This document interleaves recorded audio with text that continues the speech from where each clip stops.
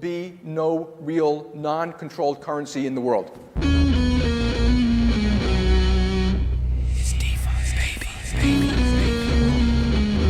We're coming for you, banks. It's an exciting time to be involved in Bitcoin Cash at the moment. During that whole war of Lightning versus big blocks, like were we the bad guys? Were we the ones that weren't listening? Fundamentally, we believe in markets, transparency, and tokenization. Come on, you gotta come stronger than that, you know, like...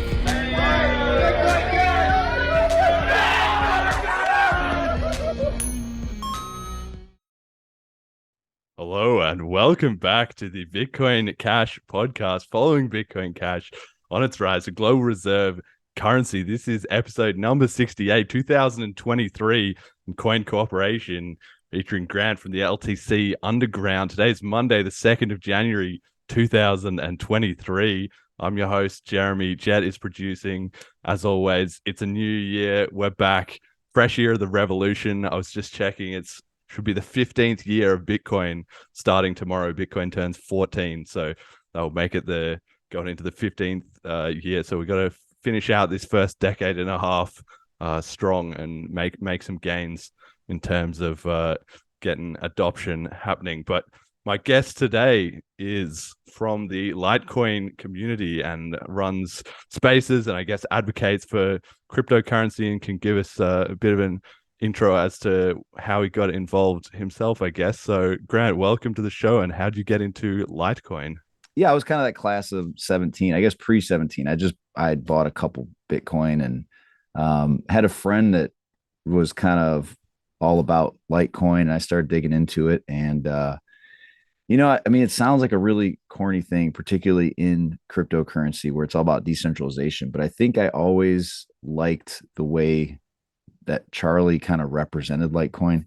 I liked that he was a little more chill. There was a lot, and that matched more my personality. I felt like where I'm a patient person. And so, this kind of idea of like, everything's about getting rich quick. And it all just maybe it was a little too much for me. And then, everything was going on back then with, the block size wars. And yeah, I don't know. And I've just kind of settled into it, and I like the community. And I started this thing about a year and a half ago, I guess, maybe a little over a year ago.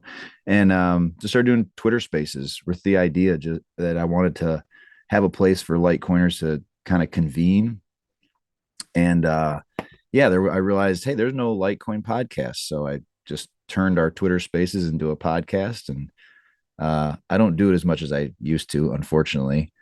And so, yeah, that's just kind of gotten me in. I've ended up on camera a few times. And so, yeah, it seems to be going well. So here I am.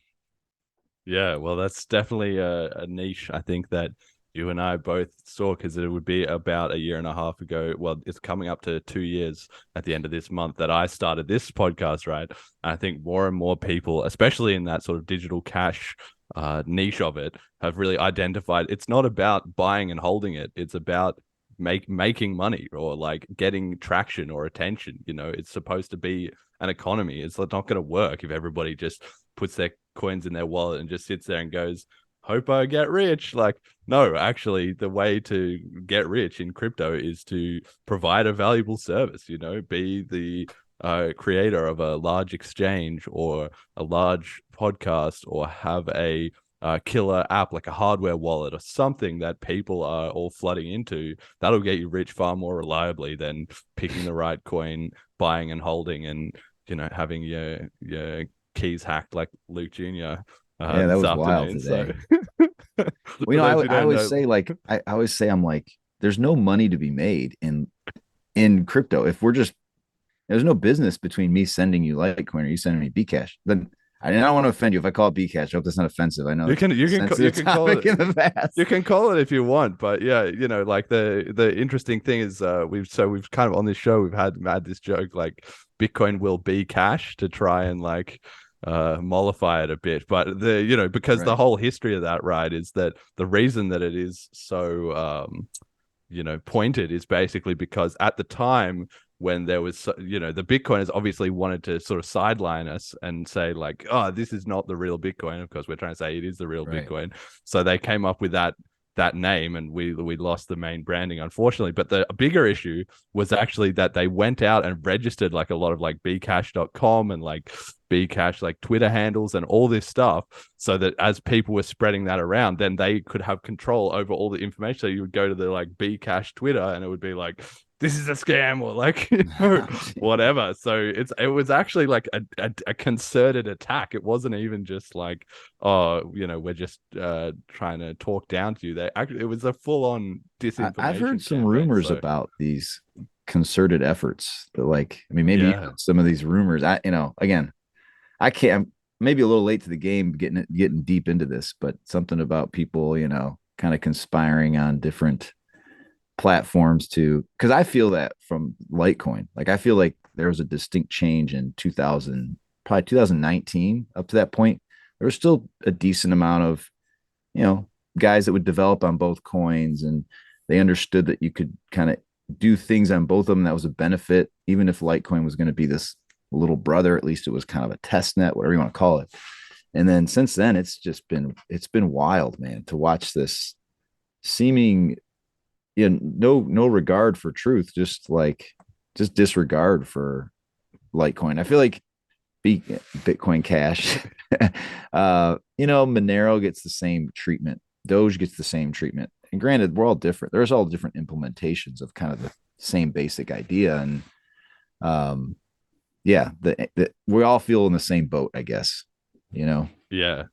No, definitely. And I think it comes out of the fact that crypto started obviously online, and even now the sort of physical network effect of it is quite low, unless you're in a couple of very small select areas or at a crypto event or meetup, maybe, right? But almost in general, it's still, even as like now there's 15 or 20% or whatever of American adults have crypto. That's like they have crypto, they bought $5 on Coinbase or whatever, but the actual representation is not really that strong. And so because it started online and because it is actually subversive and shaking up the order of things, we just live in a world where the most effective counterattack at it seemed to be social media disinformation and FUD, right? That was the whole point. It was clearly whoever looked into it and was like, we're gonna have to slow down or stop this.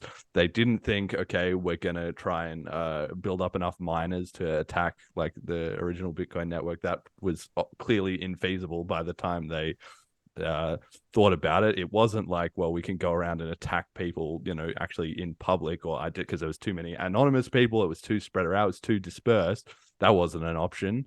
So the two avenues ended up being capture of the code repository, which is famously what happened with Bitcoin BDC. And, they still, to this day, there was Bitcoin dev post this month about people arguing about how does somebody get appointed into Bitcoin core and like, become one of the elevated priests of what is the correct block size, and every other change that they're making, like with full RBF and whatever. So that was one angle. That was one part of the capture, and then the other part of the capture was the social media attacks. And I'll send you some info later, and you can dig into the history. It's fascinating. But I was like personally affected. Right, I was posting on the Bitcoin forums and stuff, and got banned along with I heard about all this, and it's just like absolutely nuts. But it's all ancient history now. But it does speak to the way things have developed, and I guess now I would say people in general are more aware of disinformation and the way that, like, there was the whole sort of fake news thing, and then the coronavirus pandemic, and we've just seen as people become more and more attuned to the fact that the information we consume is so manipulated. So I'm fascinated if you see a lot of that in the Litecoin community. Do you have like specific examples, or is there a trend? You want to hear? This is actually the first time I made a video that went a little semi-viral in Litecoin. It was before I even had this. It's kind of a funny story, I think. But do you remember the Walmart story? When Litecoin, yeah, I do actually remember that. Right, they were on the website, just for the listeners who don't know. So what happened is, like, it was like the Guardian, like a pretty major news outlet, picked up this story from some like one, literally this site was created, wrote this one article, and then the Guardian picked it up, and so Litecoin at Litecoin, they shared it, and that's where they're like they kind of got in the. What they've said is like, there's a lot of things that happen on Litecoin we don't even know about, right? The Litecoin Foundation. So like recently MoneyGram added Litecoin, and they never talked to Litecoin Foundation, just happened, right?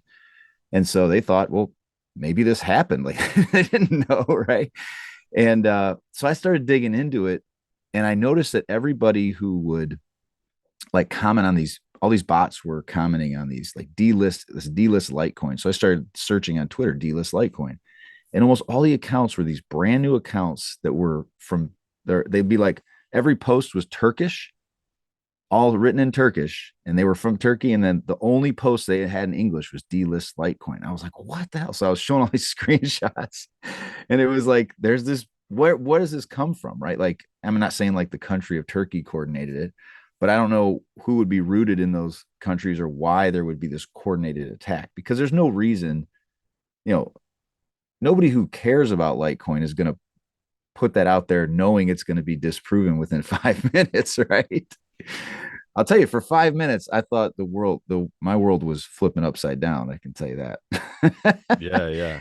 It Well, was once wild. you've seen it and experienced it once, then I think it's the kind of thing that if you've never seen a direct instance of that happening, or a direct case where you were sort of in the know enough to see it happen, because you Right. wouldn't have noticed or known about all that unless you already had the background info of like you were already down the rabbit hole. If you're not down the rabbit hole, that just seems like something that just rolls off your conscience and you're on to the next thing. You just assume it was always true. Well, Right? I know how these misinformation campaigns work. Like particularly on Twitter, the media is very savvy about taking, a Twitter comment. There was another one that I started digging into. It had to do with the whole ivermectin thing, and it was that Twitter, that anti-vaxxers were drinking the stuff that like that you rub on your cuts. You know what I'm talking about? You go to the doctor, that brown stuff, but I forget what it's called, Bactine or something, right? Yeah, it was like iodine. And I was like, that's so weird. They had this huge article and they said Twitter followers. And so I dug down the rabbit hole and I found they were referring to like 3 different accounts. One was some lady in the Philippines, one was some dude in Nepal or something, and the other was a guy with like 8 followers. And I'm like, what is this? It's like they're just, they fabricate a narrative and they find reasons to create, FUD, as we'd call it, right? And the irony about it is that gargling with iodine was effective, shown as effective against all other SARS viruses in the past. So they told nurses to do that in the past. All right, that's a whole different topic. Yeah. That's a different rabbit hole, but we don't need to get into all now that you know why my show goes on 4 hours. No, but this is good. This is driving at a very specific point, which is that quality information has always been a source of power and knowledge, right? But it's increasingly so in the modern age, and we're just adapting to a different information. Like, for instance, the whole fundamentals of cryptocurrency is proof of work, right? Is putting your money on the line in the form of burning electricity, that what you're saying is true, and you're prepared to put skin in the game for that, right? And that's going to become increasingly a valued thing. I really do believe that there's going to be, I tweeted maybe a year or two ago at some point I think news organizations are going to start putting crypto bounties on their stories. They will somehow, with some multi-sig or whatever, however they do it, they'll say, report a headline, and then put like the New York Times. Can you imagine if they put like, some ridiculous like 50 Bitcoin or something like that on their story? Like, if this is proven false and we've got it wrong, whatever, we'll pay this out to in some way, or donate to charity or whatever like that. That Right. would rocket up their credibility so hard in an age where people are increasingly looking for alternative information sources. And that's obviously what this podcast is. That's what the content you do is, it's providing those little avenues for people to work, because you can just be more agile and more accurate getting to the bottom of the story, because there's not these huge, corporate interests and political interference at the large places from the intelligence agencies. Yeah, all this stuff. It's insane. We had a guy who, because Litecoin has some NFTs, very little right now. It's just starting, but right when it just was possible, there was a guy that was like going through and like putting, I think it was like the Declaration of Independence on the blockchain. And like, that's a really cool thing. I think could happen, particularly with NFTs or something like that, where, pictures get edited over time, right? Audio gets edited. The idea that you can have a time capsule that has not been tainted over the course of however many years is a pretty wild concept because, as take what Satoshi put on, when he first signed that Genesis block, right? That can't be distorted. In 100 years, there's nobody that can come back and act like that wasn't a headline from that date, right? Where we don't know. I was talking with my mom about this. You don't know in the 1870s. We have no idea what that was like. We're just getting second, third, fourth hand information. And to think that wasn't filtered by somebody is, we'd be crazy, right? We can't get real time information today. Exactly.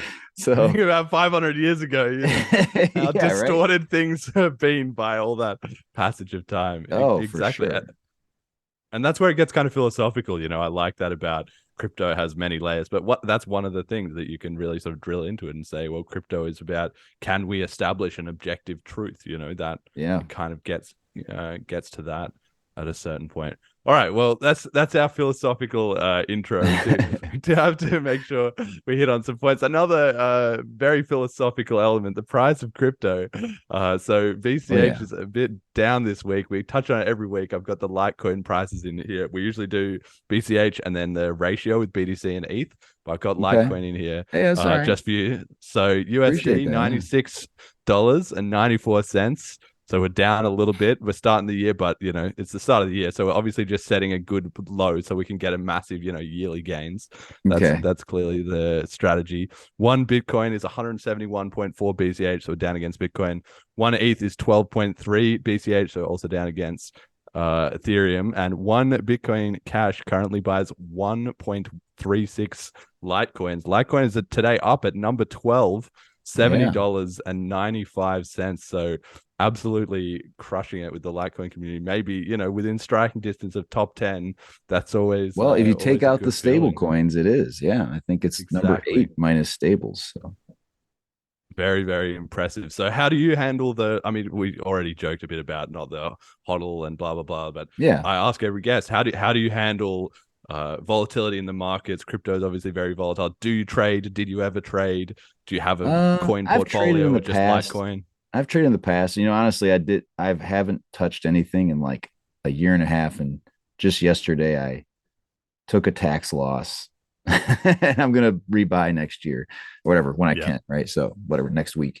And I think that's something I did for a while, and it wasn't worth it to me with all the tax implications, and just became a mess. And I felt like keeping the stuff on the exchanges. Honestly, I got really freaked out. I don't know what hit me. I was using Abra, those different investment platforms, and earning a yield. I did it for about 2 or 3 months, and I thought, man, this is the one thing I worry about is more than anything is the government coming in and saying, you have to register all these coins. We're going to track where they're going. And granted, they can kind of do that already, but that they would actually freeze your funds unless you were, moving into some sort of authorized wallet. I feel like that's the most likely attack that they could have, particularly in the US, because we have a lot of compliant people in the US. So I was like, I'm done. I'm out. Pulled everything out. And nothing did anything. If I want to trade or move, I'm on an exchange. I'm doing my action and I'm done. And I'm starting to do some DeFi. Like, I don't know if you guys look at Thorchain. Thorchain's one I'm a little bit messing around with, and I think is going to be a pretty cool tool. There's a lot you can do on there as it grows. Yeah, I do need to read into that. I know, obviously, Joel, he's a huge fan of Thorchain. He's always hyping that up. They have had some hacks and issues in the past, so I haven't dug into it exactly how decentralized and resilient and bug-free it is, but they've been around for a while, so I'm sure over time they're slowly just, sealing up the loopholes there. And I love the idea that if you can deposit, just any layer 1 currency basically, and get a yield on that at a reasonable rate. If it's a 20% yield, you just know there's some scam it's going to go. But if it's like a 2% yield, it's kind of like a traditional bank savings deposit, but you can have your layer 1 crypto in there with nobody able to rug you. I love the idea of that. That's for sure. Yeah. What I did with it, I put some into I think we talked about it on that show, right? They have a liquidity pool. And so I put 4 Litecoin on a year and a half ago. And again, I just put in there. I'm just going to see what happens with it. And it's overall hasn't done great, but that's all based on you're bringing fees in, you're providing liquidity for trades. There's a percent of fees, and you get a piece of that percentage. So that, at least like you said, there's some sort of mechanism that you know what is going on and why I'm getting a return. Yeah, that all said, I would take definitely with Thorchain, if you're going to use it, probably use some consider it a high risk situation, because it's still a very small volume exchange. But yeah, those are the things I need to learn. I like checked out of that. This last run, I got overwhelmed with NFTs and metaverse and all the sandbox and all that shit. And I was like, I don't know. I just didn't have time for it all. I got a life. I understand proof of work. I understand the blockchain. Some of this other stuff seems a little too confusing, and it almost seems intentional.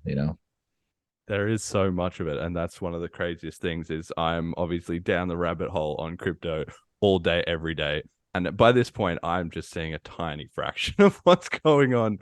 Really, there's so much stuff that I've not. I mean, it's like any field of knowledge, I guess. The fundamentals kind of never go out of date, and if you have a good grasp of them, it helps to make sense of everything else. But for the amount that we're trying to get the whole world to understand crypto and start using it, which will happen, people say to me like, oh, it needs to be, like addresses are too confusing. I'm like, what are you talking about? Like domain names or email addresses? Once upon a time, a phone number was the world's most confusing thing that nobody understood. But you just give it another, 10 years, 15 years, and slow the knowledge just sort of seeps into the population. It's exactly the same with all the crypto stuff. So that, we're going to get there, but of course it's a bumpy road along the way as people learn how these things work. So yeah, speaking of that, we've got the stat of the week. I do a stat of the week on every show, but this one is actually comes from you. You brought it up on this digital cash rundown that we did with Joel. People can check that out as well too if they're interested. You kind of mentioned it. We didn't really get a chance to talk into the details because the conversation moved on, so I wanted to check up on it here. So Litecoin is absolutely destroying BCH on BitPay. We've got, so at the current share of transactions on BitPay, you got Bitcoin at 41%, Litecoin 27.6%, ETH 11.66%, Doge 9.23%, USDC 4.11%, BCH 3.12%, BUSD 0.52%, XRP, SHIB, DAI, and a bunch of others at the bottom there as well too. So ApeCoin, Litecoin. Yeah. Well, that's right. Somebody's doing some deals with ApeCoin, I guess. Yeah, Was it you? No, I talked to the BitPay. I because they were at the Litecoin summit, and I asked the BitPay guy, I'm like, what is with ApeCoin? Why would you put ApeCoin out? Like, it doesn't make any sense to me, right? How many customers could possibly be demanding ApeCoin? And I think there was some association with Yuga Labs, or somebody wanted to get it on BitPay, so they made enough noise, and maybe they lined some pockets. I don't know, but I don't think there's any volume coming out of it. But this has actually been kind of I'll be honest, a bit of a surprise, because as you and I had talked, BitPay didn't even have Litecoin until July of 21, I think it was. And I want to say the first month it was right behind ETH at like 15%, and ETH was maybe 20. And then since then, it's just continued to grow. So overall, the platform's grown in the last year and a half. I mean, they have more transactions every day. Litecoin transactions are obviously up because they keep growing, and Bitcoin's actually down a decent amount. So I don't know if this is just because I don't use BitPay a lot. I just got into it, and you can use it for buying gift cards. And I know there's some places at like a register you can do it, right? But I'm guessing most of it's gift cards. Yeah. So I think there's that was part of what I kind of wanted to chat about, because it is very impressive definitely to see the Litecoin share on the rise. Obviously Doge also massively on the rise. BCH was at one point, it was I think the second or maybe the top three. It had sort of 10 or 15%, but it's declined. And my theory on that is not that Bitcoin Cash is actually getting used less overall. It certainly is on BitPay, but actually just that they started adding more and more sort of KYC. And I went to buy something on a BitPay merchant, and there was this big form that came up, fill in your name and gotcha. And at that point, I was instantly like, I'm out of here. See you later. And actually, because of that, what has happened is the Bitcoin Cash community, because just historically for it happens a lot. It's kind of we got to do it ourselves. Like you have like Bit Refill and different Bitcoin maximalist influence things that won't even list it. So what happens? The Bitcoin Cash community builds its own like homegrown stuff. So we've got like prompt.cash and the Bitcoin Cash register app and stuff like that. We have our own like payment platform that are just like basically BCH only, because on these multi-coin platforms things go in a direction that the community doesn't like, either intentionally or not. And so I think that's a big part of the sort of declining volume here. I also put here the wallets that are most used on which I found on the same page. And it has the BitPay wallet, Trust Wallet, MetaMask, Exodus, Coinbase, and Dogecoin Core. Pretty impressive by Dogecoin Core to get into there. Obviously, they've got a bit of an economy going there with Dogecoiners getting on Dogecoin Core and then paying BitPay to get up to 10%. So, but like none of those wallets are ones that the Bitcoin Cash community heavily uses, right? Like Bitcoin.com or Paytaka, or even maybe Exodus a little bit. Obviously So not is that MetaMask, Are those the wallets that a BitPay paid user those receiving invoices. from? Is that what it's saying? I think that these are the ones that like those invoices that are paid in. This is where they think like the people spending those transactions, this was the wallets they were using. Interesting. That was what I took away. That is interesting about Dogecoin, because that tells me that there's like some merchants out there that are setting up their own Dogecoin core wallet to receive. No, I think it's the other way around. People are sending from the Dogecoin. Oh, gotcha. Like the end I customers. See. Like there must be some mad. That is crazy. Big group of people running Dogecoin nodes who are like linked, who have a merchant, because the whole point of BitPay is that the merchant probably isn't accepting the crypto themselves. Oh yes, they could do that, but most likely they're actually converting it off to fiat or in some breakdown or whatever, right? So Dogecoin's been this like pleasant surprise for us Litecoiners. Like I used to be probably like everybody else, like it's kind of just this fun joke, whatever. It was like 40 sats or something like that back in the day. And the whole merge mining thing was lost on me with Litecoin for the majority of the time. And then, last year we really talked a lot about it. And I think there was this kind of, I don't know. There was a resistance for us to embrace Doge because we didn't want to be associated with it in some way. But in reality, I think they're a fun community. I think it's a great coin if you want to teach somebody how to use cryptocurrencies. They're a nickel, like your kids, they think it's fun. Oh, I got some Dogecoin. It doesn't cost much money, and it works fundamentally the same as Bitcoin Cash, Litecoin, Bitcoin, UTXO sets, blocks, all that stuff. So that's been kind of a fun addition. And I've been trying to embrace that community as much as possible, because I think they're learning a lot, right? Like I think they understand the ethos of it more than the fundamentals. And I think, but where it's the opposite, like where Bitcoiners used to be so hardcore with the ethos, I almost feel like Dogecoiners are more about that. Like, hey, it's a community, circular economy. We don't need these banks, that type of stuff. And that's disappeared from the BTC community. And it's not disappeared, but it's not nearly as loud as it once was. And I think that's just it's just so funny because Doge, like they're stumbling into it. I don't think they're conscious of what they're building yet, but they're building a very cool community.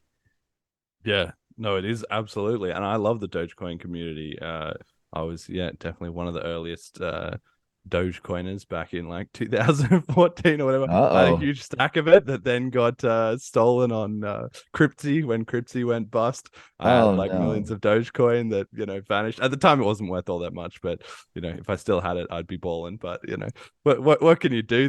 The Doge gives and the Doge takes. So had fun with it at the time. And I think the Dogecoin community is great. They do a ton of just outreach and getting people excited and interested in cryptocurrency, which is amazing. And like you say, it's like introducing. Mark Cuban talks about it a lot. It's sort of introducing people to the idea of crypto. It's like my first crypto type of thing. And for sure. I sometimes think of it as kind of like alcohol or something like that. That's like what are those things the called? Gateway drug? Vodka. The vodka, like martini. What are the Alka Pops? It's like those. And then but then people eventually get onto, the Hard moderate stuff. stuff. You got, BTC, and then you get onto the hard stuff, Monero, Bitcoin Cash, Yeah, whatever, right? Where it's like the long time coins where everybody's very like dead serious. But you need to have a balance. That's the whole point, is that cryptos need to have, they need to be approachable and friendly to new comers and stuff like that. But on the other hand, there's sort of a spectrum and trade-off where if your coin is all fun and games and there's not a bit of serious element, then you're going to struggle to have like serious devs and like serious scaling and things to all actually work and make progress, with proper businesses and stuff like that. But on the other hand, if you're too hardcore and grouchy, then you're never going to attract fresh blood. So you certainly got to find a bit of a middle ground on that. The Bitcoin Cash community is certainly on the more hardcore end. Maybe the Litecoin community, it would be, I don't know. What do you think on the spectrum of fun to serious business? Where does Litecoin sit? I like to think we're evolving a bit, and I do think so. Just so people, if you don't know, Dogecoin is merge mined with Litecoin, so that means you can mine them independently if you want, but it doesn't cost you anything to just mine both of them at the same time. So that kind of gives us a attached to the hip type of thing with them. And I do think that's, I don't know, that's something I've tried to make it be like, we're all a big community here. So we shouldn't be excluding Dogecoiners. Like, that's what I felt like when I first came in, because we talked about at the Litecoin Summit, which just happened a couple months ago. Like a year ago, we were talking to the foundation saying, let's make it a joint summit, Litecoin, Dogecoin. And they were kind of like, I don't know. It's kind of our thing. And I get, because they put a lot of work in. So I get it's their thing. It's an expensive thing to do. And I think they want to have it for their own. So I understand that. But I think we're getting there. I think Litecoiners, a lot of them are old Bitcoiners. They were originally Bitcoin. Almost everybody was originally Bitcoin, but we still believe that ethos, like you guys do, peer-to-peer digital cash, using any sort of intermediaries. Even though Litecoin will have the Lightning Network, or does, but it doesn't get used much today. I don't know that we're all that big of fans of it yet. I think it's going to have its certain use cases. And I actually last week we talked quite a bit about it.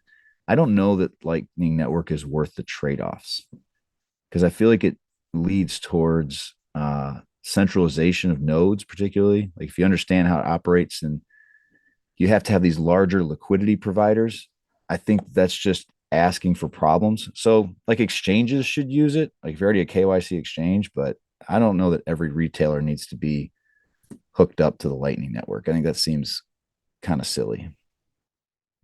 You're sounding more and more like a Bitcoin Cash every. Well, we're all every crypto second here, people, mate. right? We get it. Yeah. I mean, No. Everything's a trade-off, and certainly that was also part of the original split. And the problem was that what it came down to is the big blogs actually are not against the Lightning Network. I don't have any objection to the Lightning Network. If it works, it's great. And the beautiful thing is it's all open source. So if it really starts kicking off, you better believe we'll just crack out the Visual Studio Code and just copy paste that onto it would actually work a lot better, actually, because the gating point is being able to open and close the channels, right? If it's expensive to close the channel, then you can fraud someone for any amount below the cost of a channel close, and they're screwed, because it costs them more to dispute your transaction than it would be for them to get it back, right? Which is the whole problem with Bitcoin's whole high fee model. That's just clearly not going to work, let alone the fact that you can't even onboard only so many people because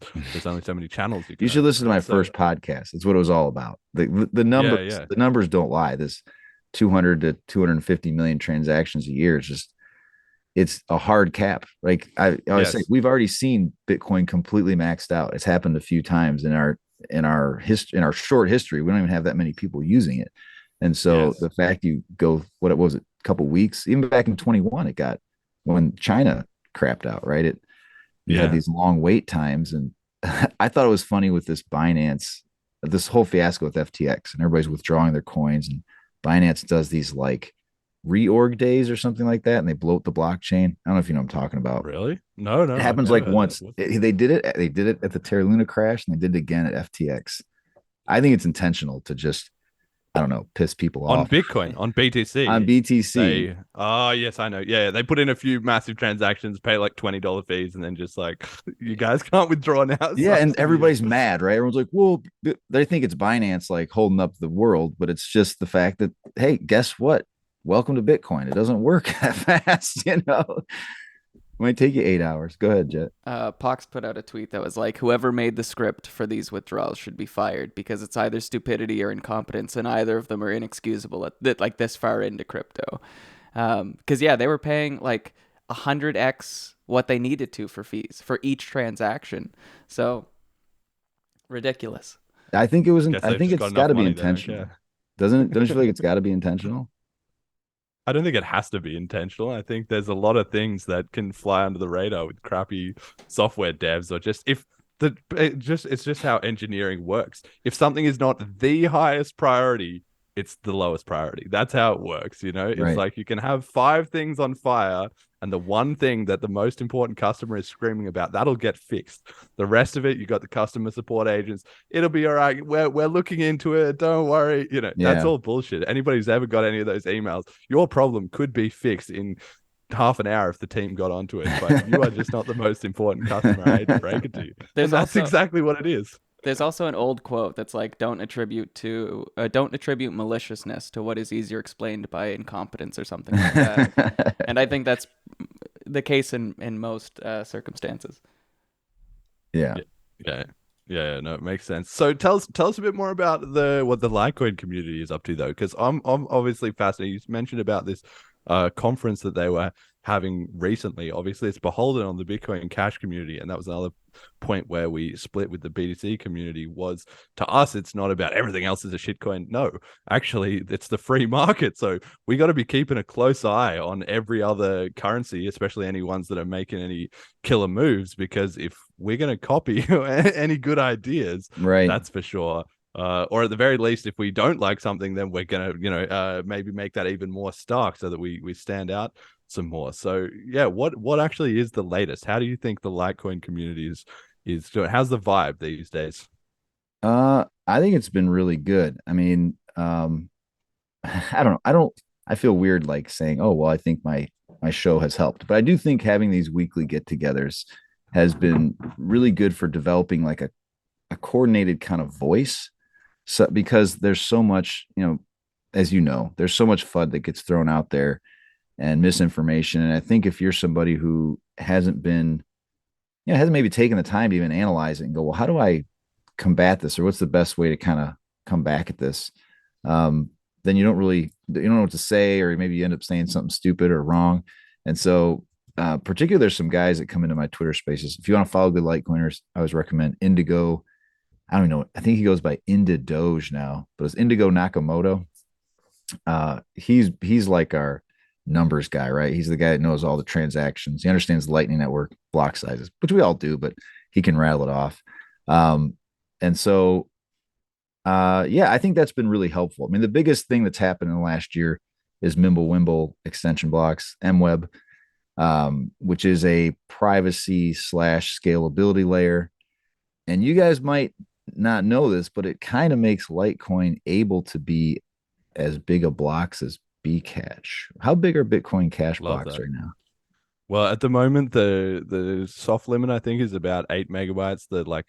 There's a bit of contention about this. Some people are like, well, you can technically just submit any size and the network can vote to follow you, kind of thing. But basically, it's like 32 megabytes is kind of where the limit is. And the research and stuff has already been done essentially to go up to 256 megabytes, which is actually huge, because it's something like, the community would need like over 500x growth before we were even and that's still at 0.01 cent fees, right? That's before we even start pushing the boundaries. But the Bitcoin Cash community is very, very serious about this. So when they put up the limits, that means like everybody's done the work, like all the wallets and the indexes and stuff like that are like, we can actually handle this. So they don't bump it up until everyone's kind of ready. But that's the plan at the moment. So it's 8 megabytes. We do about like less than, half a megabyte per block anyway. So there's loads of room, but as soon as it starts getting close to 32 megabytes,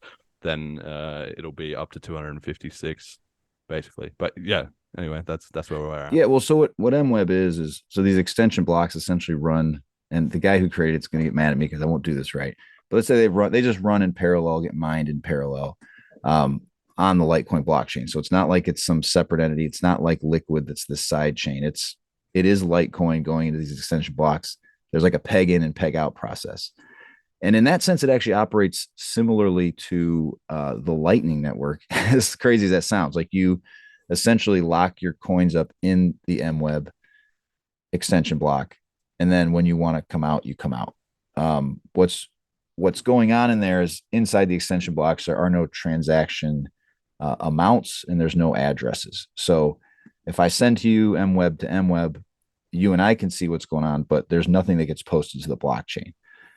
So not to the layer 1 blockchain, but on the layer 2 blockchain, there must be some information like a cryptographic proof or something, right? But just not with the clear text, the numbers. And that's some of the stuff that I have a hard time grasping. I'm not a cryptologist or a cryptographer. I'm not a coder. David Burkett. So I was lucky enough, like literally, I was so shocked. They let me host the kind of the launch of MWEB. So if you go to my YouTube channel, you can watch it, and he explains it. It's a bit confusing, but essentially, yeah, there's a cryptographic proof of the amount of coins that are in your wallet versus somebody else's wallet. And so that MWEB block is, the way it's been explained to me, it's a 1 megabyte block, but essentially because of their ability to prune data, because you're not recording transaction amounts and addresses, it's a lot less data. And so it's essentially like a 2 to 3 megabyte block in capacity, or in weight. They call it weight. So that's the part that I'm still wanting to get a firm answer on. But that block is flexible up to 10 megabytes is what Charlie has said. I mean, we're not going to do that until it actually needs it, right? So probably similar to what you guys are talking about, why it's already pretty dang inexpensive. So why would you bloat? Why would you have these huge empty blocks if you don't need to have them? So yeah, that with the fact that there's 4 blocks for every one ends up essentially Litecoin could get to the equivalent of like a 40 megabyte 10-minute block, if that makes sense. You know what I'm saying? Every 10 minutes, like you guys. Yeah. So that's obviously really exciting because I think the privacy aspect it's an interesting conversation. It's probably one, you always have the Monero people, absolute privacy on everything 100% of the time. I think there's going to be customers for something like that. And then you're going to have your fully transparent blockchains. I think there's going to be a desire for that. And the fact that Litecoin is on every exchange and is on all these major platforms already, and now introduces this privacy tech, I think is a really, it's, I don't want to call it like a Trojan, like now we're sneaking it in, but the fact that we're already there makes it more likely that this will be available to people, where the problem with Monero is that it's just not going to be available to the vast majority of people if they want to go find it and use it as readily as where you can use Litecoin. Yeah, no, it makes sense. And I did obviously need to read up on the details. One thing that fascinates me about this whole sort of MimbleWimble element to it is that's not something that I see in the BTC community. And there's been a lot of, like you even said yourself earlier, like Litecoin, I don't know, I guess deliberately, but they sort of branded themselves maybe to get more cachet or something, as like, oh, it's like the test net. It's like you can be a bit more experimental, do a few more things. I think Litecoin might have even had SegWit before BTC did. Yeah, but so in that way, yeah, the demonized Charlie Lee, right? He put $1 million in a SegWit account and said, "Come get it," right? Which you guys might hate him for that, but he was proving that, look, this is just as secure as the normal non-SegWit accounts. And so, yeah, the first Lightning transaction was on Litecoin.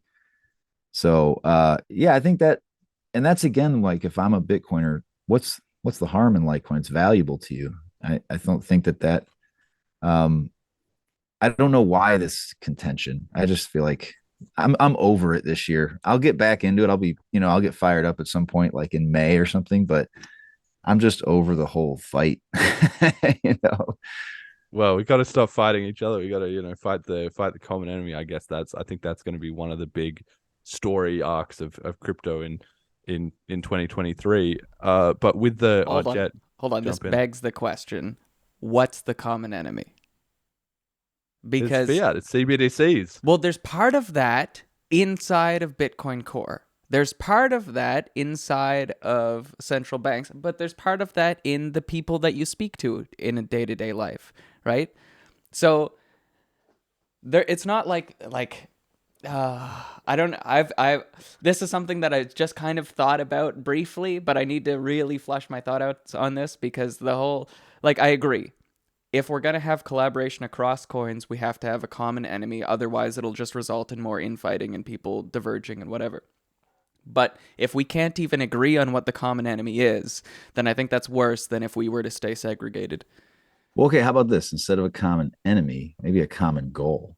Let's aspire instead of thinking about who's going to hurt, right?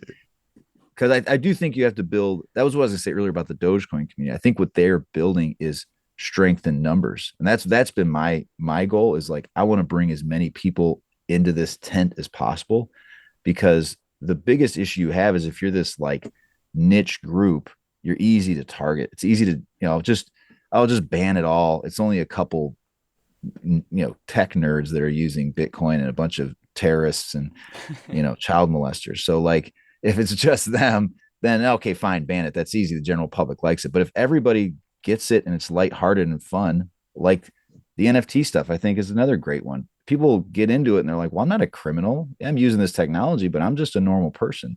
It becomes a lot harder for this common enemy, like the government, to stamp it out. I think so. Yeah, I think it's a strength in numbers. My goal is a free market that people can choose to use what money they want to use. And yeah, the government's gonna be the one that wants to stop that. Absolutely. Yeah, and you're spot on, which is that the bigger the community is the better, and that's kind of comes back to both the tragedy and the brilliance of crypto is that before there was the whole Bitcoin split, it was everybody was on Bitcoin. Like you're saying, everybody came from Bitcoin, everybody was in Bitcoin. Yes, and that truly was the time when Litecoin was like the test net and Ethereum was like not even a thing really, and blah blah blah. And it was the amount of momentum and stuff was overwhelming. But of course, after the split, which not only split up the BTC and BCH community, but a lot of there's a lot of collateral damage. A lot of people moved off into other coins. Some people left crypto entirely. Yada yada yada. And that was a good thing in one way, because it's now meant this diversified market where we can let various approaches all play out. You can even buy some of every different coin and be spread out if you don't know what's going on or you want to spread your risk or whatever. So that's brilliant. And everybody kind of got what they wanted. That was the beauty of the open source element. But on the other hand, it does mean that it's now fractious and tribal and everybody's arguing with each other. So we kind of have got a positive and a negative out of that whole scenario, really. And it would be fascinating, in an alternate universe, to have some insight into what would have happened if everybody stayed on the same page. But it didn't happen, and so now we're kind of in this zone where, obviously, like they talk about on the show, the game is to be a global reserve currency. My theory is that everybody is going to reconverge onto Bitcoin Cash, right? Not quickly, but it will develop once it gets a little bit of momentum going, which you could probably make this argument for any other coin. But once it gets a bit of momentum going, the economic impact will be so great that it won't be like a matter of ideology. It'll just be like everybody else has BCH, so I need some because I want to buy something, right? Right. That's going to be especially as fiat currencies melt down, and that's something all cryptos have in common, that the higher inflation goes, and you have so many people now that are so aware of that, the more compelling the whole thing becomes. So I was actually keen to ask you about that. Do you think Litecoin could be the currency that the whole world converged onto in the long run? How do you see it playing out in terms of the place it can get to? It's funny because I like this guy today. I went to college with him. I don't ever talk to him, but he knows I'm into this, and he messaged me like, "You still do Litecoin?" He's like, "I'm pretty much just a Bitcoiner and just kind of trying to learn about these things." And yeah, that whole global reserve currency, I don't even know what that means, to tell you the truth. Because like when gold was the global reserve currency, what it was is, it was held by the richest countries in the world, primarily by the governments themselves. And it was at the will of the government, it was the gold standard. right? It wasn't like the people chose it necessarily. Now they might have naturally chosen. Well, the people chose it before that, right? It was the other way around, right? People all around the world had historically just used gold for trade because it was valuable, because it had the properties of money. But they didn't always. Scarcity, You know, they fungibility, used whatever. silver was actually fairly common, right? Copper Yeah. was used. These different metals were used, and I'm not saying that gold's a worse form of money than silver or something, but Well, you can say that. Yeah, I would love to hear that no, I'm not argument. going to It's say true. that. Really? No. Okay. I don't. I mean, as far as it depends on what. Again, there's the trade offs, but no, I think that gold was not necessarily like the world decided gold. I don't know that that's necessarily the truth, because like Romans used silver, right? They stamped silver. They used silver coinage. Why? I don't know. I mean, I don't know what the differences were. But what were we asking about? Oh, reserve currency. Because I think it's kind of weird that everything's tradable, right? So everything's going to have value versus itself. So if you want to say, is one of them going to be like the marker by which we value all other assets? I guess I could see that happening. But I don't know that it even matters. Because if Bitcoin is the global reserve currency and Litecoin's a quarter of a Bitcoin, okay, and then you can trade in your Litecoin for 0.25 Bitcoin. To me, that's just interchangeable. I don't see how that, it doesn't mean like all value gets soaked up by one chain.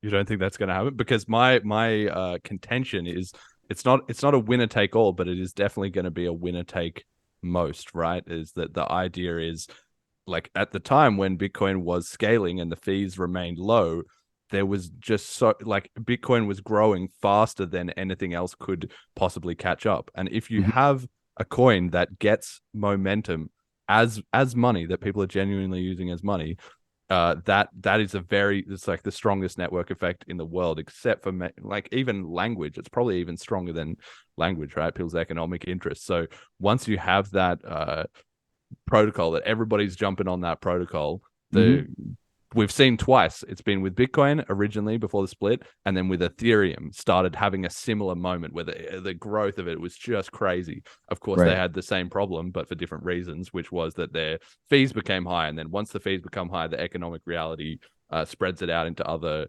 coins. I mean, don't you think that's likely anyway? I feel like we'd be better off if we had like 10 successful coins that all kind of interoperated, like had a very similar protocol, right? The way they were secured or the way they operated, and it was just understood. You trade, the exchange amount, and that way you have 10 different networks, 10 different mining algorithms. You know what I'm saying? Like, if we're talking, well, that's like sharding. It almost sounds like sharding. Like, because that's what I'm saying. If Ethereum managed to make sharding, and let's say they managed to split it down to 64 shards or something, so they instantly got a huge boost of scalability on top of what they already had, and then things could then be switched around between them. Like, we are going to be in this world. One of my favorite services or things to look at, like is like Thorchain, is like Sideshift as well. Any of those services where you can just decentralized or crypto to crypto swaps, I think is fascinating, because when you add the fiat element in there, then there's the government and there's regulations, there's all this stuff. But the way that crypto to crypto can be quite seamless is super interesting, because everything's a push transaction. Once I've sent in the crypto, I can't get it back. So then the service can send me the other side and not have to worry about scams, right? But if anything truly got on a roll, then yeah, I can see everything. Just, there will still be a huge number of coins, right? But there'll be 20,000 or 100,000 crummy coins basically, and there might be 5 or 6 sort of major-ish, between 2 and 10 major kind of coins, which we already almost kind of have. Like you say, if you take out the stable coins, then once you get down to it, it's like, okay, you've got Bitcoin, you've got Ethereum, you've got Bitcoin Cash, Litecoin, Monero, maybe Dash, then you've got some of those Cardano and a couple of those. Like, it still is under probably 20 that are solid networks with real communities of organic people and so on. And then I see, so there would be that pack, and then there would just be one that was like Bitcoin used to be, 85% of the market, which would just be the baseline to which everything is measured against. So I kind of feel like once something gets on a run, it can grab that opportunity, but the bottleneck has been scaling every time something has had enough. Yeah, and that's but I do think maybe that's why I feel like it's going to be really hard for Like that's the reason why gold didn't become the only currency. And it would be, you call it divisibility, scalability. There's always a trade-off, right? People used other monies. Like I would bet that most citizens in the United States probably didn't hold any gold at all, right? They would use silver. They would Depends use how maybe a far back you derivative of go. gold, Yeah. like a paper note, but they would very rarely hold physical gold. So, yeah, I would agree with you. And I think I would even say that something like Ethereum, I don't quite see that being considered a money. Like that's the other difference. Like what's a money and what's a a blockchain, like a money in that ecosystem, sure. But is it going to be something that people generally use? It gets, see, like even today, like we've got right now, you got gift cards, you got airline miles, you have all sorts of different forms of the US dollar. And they're basically interchangeable, right? Credit's interchangeable with cash. And so there's a guy that we have talked to a couple times. One of my regulars really likes him, Eric Voskel. He's an old Bitcoiner. And he kind of has this theory like you're going to pay with what you want to pay. The merchant's going to receive what they want to receive. And neither of you is either going to know it, you know? Yeah. And it's going to be seamless. At some point, we'll find ways to make that trade. And I'm with you. Like, I think if we can have some DeFi that has enough liquidity and it's provided by users, and you're just totally escaping the fiat system and just circumventing it, that's probably the best bet. Yeah, I do think there's going to be definitely services that just switch between them, and the market competition will just drive down the fees until it gets to be very, very nominal. But I still feel like things are going to have to consolidate just from a technical point of view, right? In terms of all the software devs and the protocol stack and everything. Just yeah, you can't have 100 too much beneficial. Yeah, that's right, exactly. Yeah. Who's going to want to make, like, even the services that do it now, that make Coinbase makes a wallet that integrates with a certain amount of coins. At a certain point, they give up. They're just like, these coins are not relevant. Well, Coinbase ain't giving up. EVM, I don't. That's a bad example. Coinbase is adding everything. You know what I mean? But yeah, like even the Robin Hoods, the PayPal's, they're going, okay, at some point we can't have everything. Can I take a left? I want to ask you something because yeah. So like I said, I have a question good and friend, answer show. I have a good friend who's a Bitcoin casher, and he started taking me down the rabbit hole of what was it called? The New York Agreement? Is that what it was called? Yes. Do you think that had they stuck to that original agreement, there would have been a hard fork?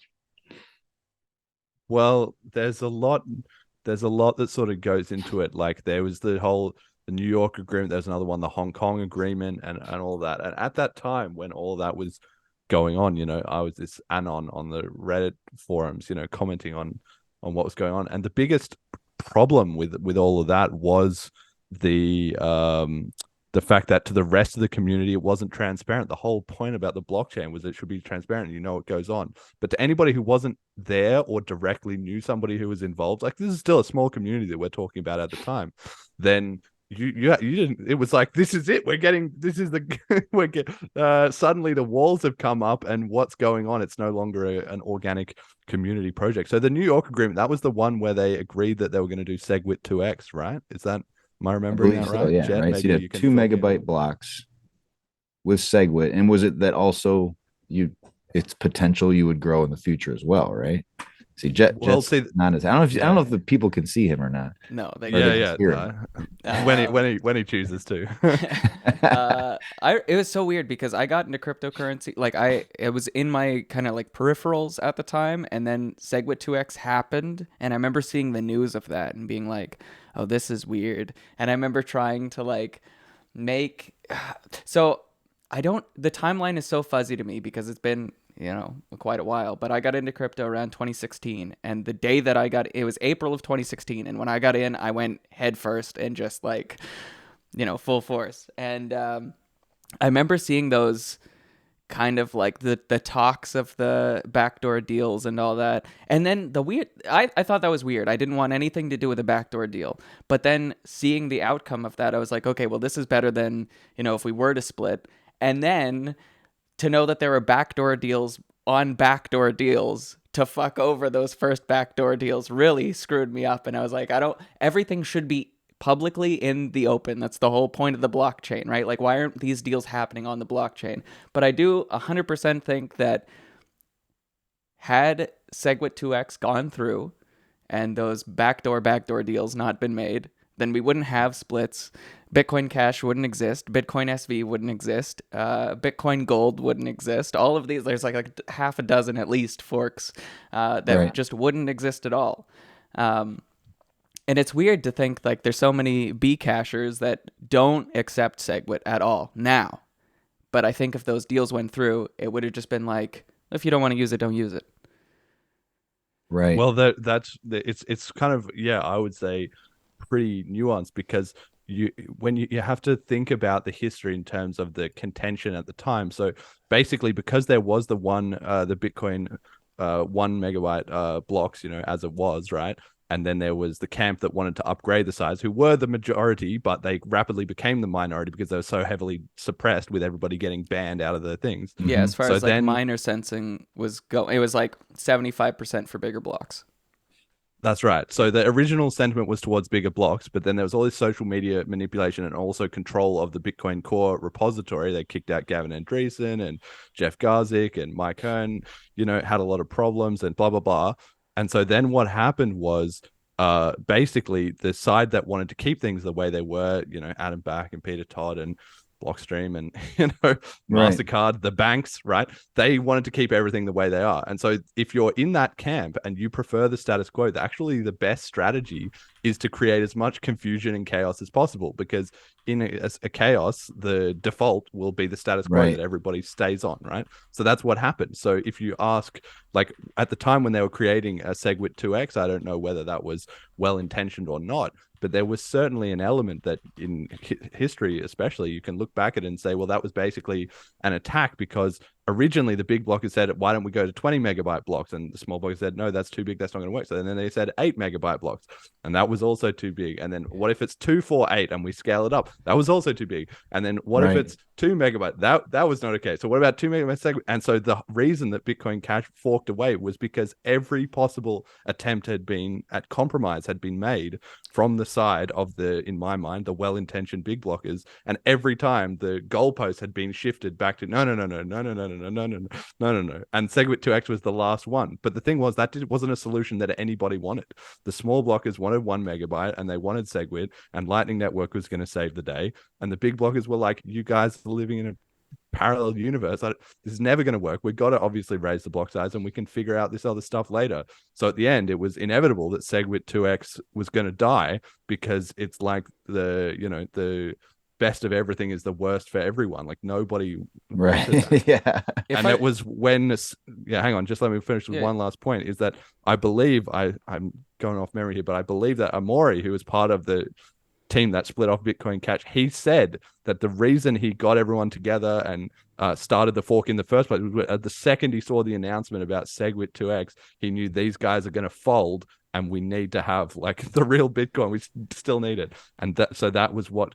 So there's this narrative that, the Bitcoin Cash is forked off as an attack on Bitcoin. No, it was the absolute last resort. If there would have been anything that could have been done except for that, it would have been done. But it was the nuclear option. So yeah, and to tag on to that, Jeremy, the whole reason why I wanted to speak up was, well, I mean, you nailed it. Like the announcement was what made Amory go, we need to fork this, because he didn't believe for a second that it would go through. And so here's the thing. There were a bunch of who are now BCH people who saw what Amory was doing and was like, nah, we don't need that. And then, we don't have another option. Exactly. If it hadn't gone through, that was just a like in history, that is just such a moment that it just saved the day. And the irony is that you now have, we've got it in the new intro for this year, Eric Wall last year saying maybe the big blockers were right. Like, were we the bad guys? The irony is that everybody who was on the BTC side, who was actually a good actor or over time, comes to the understanding that, wait a second, these Bitcoin caches that we vilified, they saved Bitcoin from us. If it had just been the way we'd wanted it, and it hasn't really worked out, Lightning Network's still a bit messy. It's not taking over the world. Now you have Michael Saylor fucking leveraging up his company. You don't have retail adoption. You don't have all this stuff. At some point, it has to click in their mind, like we were the bad guys. And so but then of course you get into people's ego and pride, right? At the moment you have John Carvalho coming out with all these tweets because he's now getting screwed. What everybody told him 8 years ago was that opt-in RBF was going to screw up the usability of the chain, but no, it's opt-in, small blocks, blah, blah, blah. And now he is tweeting out the same exact things that people tweeted at him 8 years ago. He just didn't see it happening, far enough in advance, right? And that's like a super nuanced blockchain thing when you try to say like very experienced people. I didn't really know what replaced by fee. I didn't do it ever. And so like you guys are zero conf, right? And Litecoin does not have replaced by fee. And I kind of like that. I like that there's a differentiator because I think that's I actually almost tweeted that today, that I think that will be an exploit people will take advantage of on Bitcoin. If it's truly going to end up being like 100% of transactions are able to be replaced by fee, then I think that's people are going to unknowingly accept those transactions. You know what I'm saying? They're not going to have any understanding of, they're going to feel like, well, Bitcoin's Bitcoin. Once it's in my wallet, it's good. And I think there'll be some exploits for sure.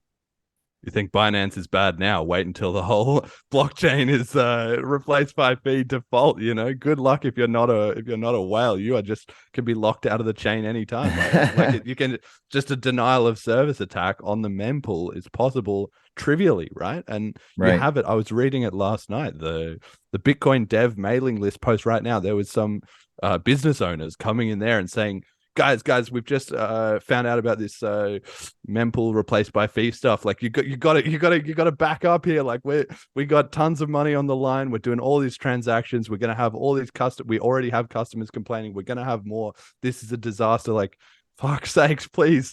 Like, Bit refill, right?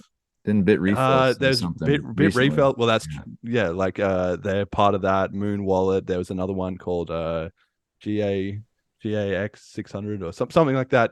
There's a few of these big companies behind the scenes who are like, holy cow, we need to stop this. But it's too late. Like that was why we had to have the fork in 2017, was the war had to be won at that initial point. And we lost the war, but we kept the grenade line. You lost basically. the battle. You lost the battle. Yeah, we lost. Not the war yet. Don't give up on the war. That's right. The war is still live as soon as as long as there's one soldier with a live bullet who's on the other side, right? So I kind of want to I do feel like I want to moderate a debate between a BTC and a BCHer, and then because I can just sit on the outside and just lob shit over the wall at other people and watch like the mayhem unfold and just piss you guys off. It's like, well, what about Blockstream, right? Like, but I think it's interesting. I mean, it seems crazy to say it. I do think the block limitation, because I asked Charlie about that. He came in and I was saying, the idea that Satoshi would have nailed it right on the first try. Like if you look back, you say he probably more than anything, his goals were security, get heavy block rewards up front so you get the chain secure, and more proof of concept. And to think that 10 minutes, 1 megabyte is the end all be all from now until the end of time, I think it'd be silly to think that he's sat there, whether it was him or just a group of people, and they just nailed it perfectly the first time. So these different manifestations of Bitcoin, or the Bitcoin protocol, small b Bitcoin, are hopefully going to, at some point, we'll find out what is that right balance of security, decentralization, scalability, speed, cost. Because I just think it's silly to think that one person sat there and nailed it.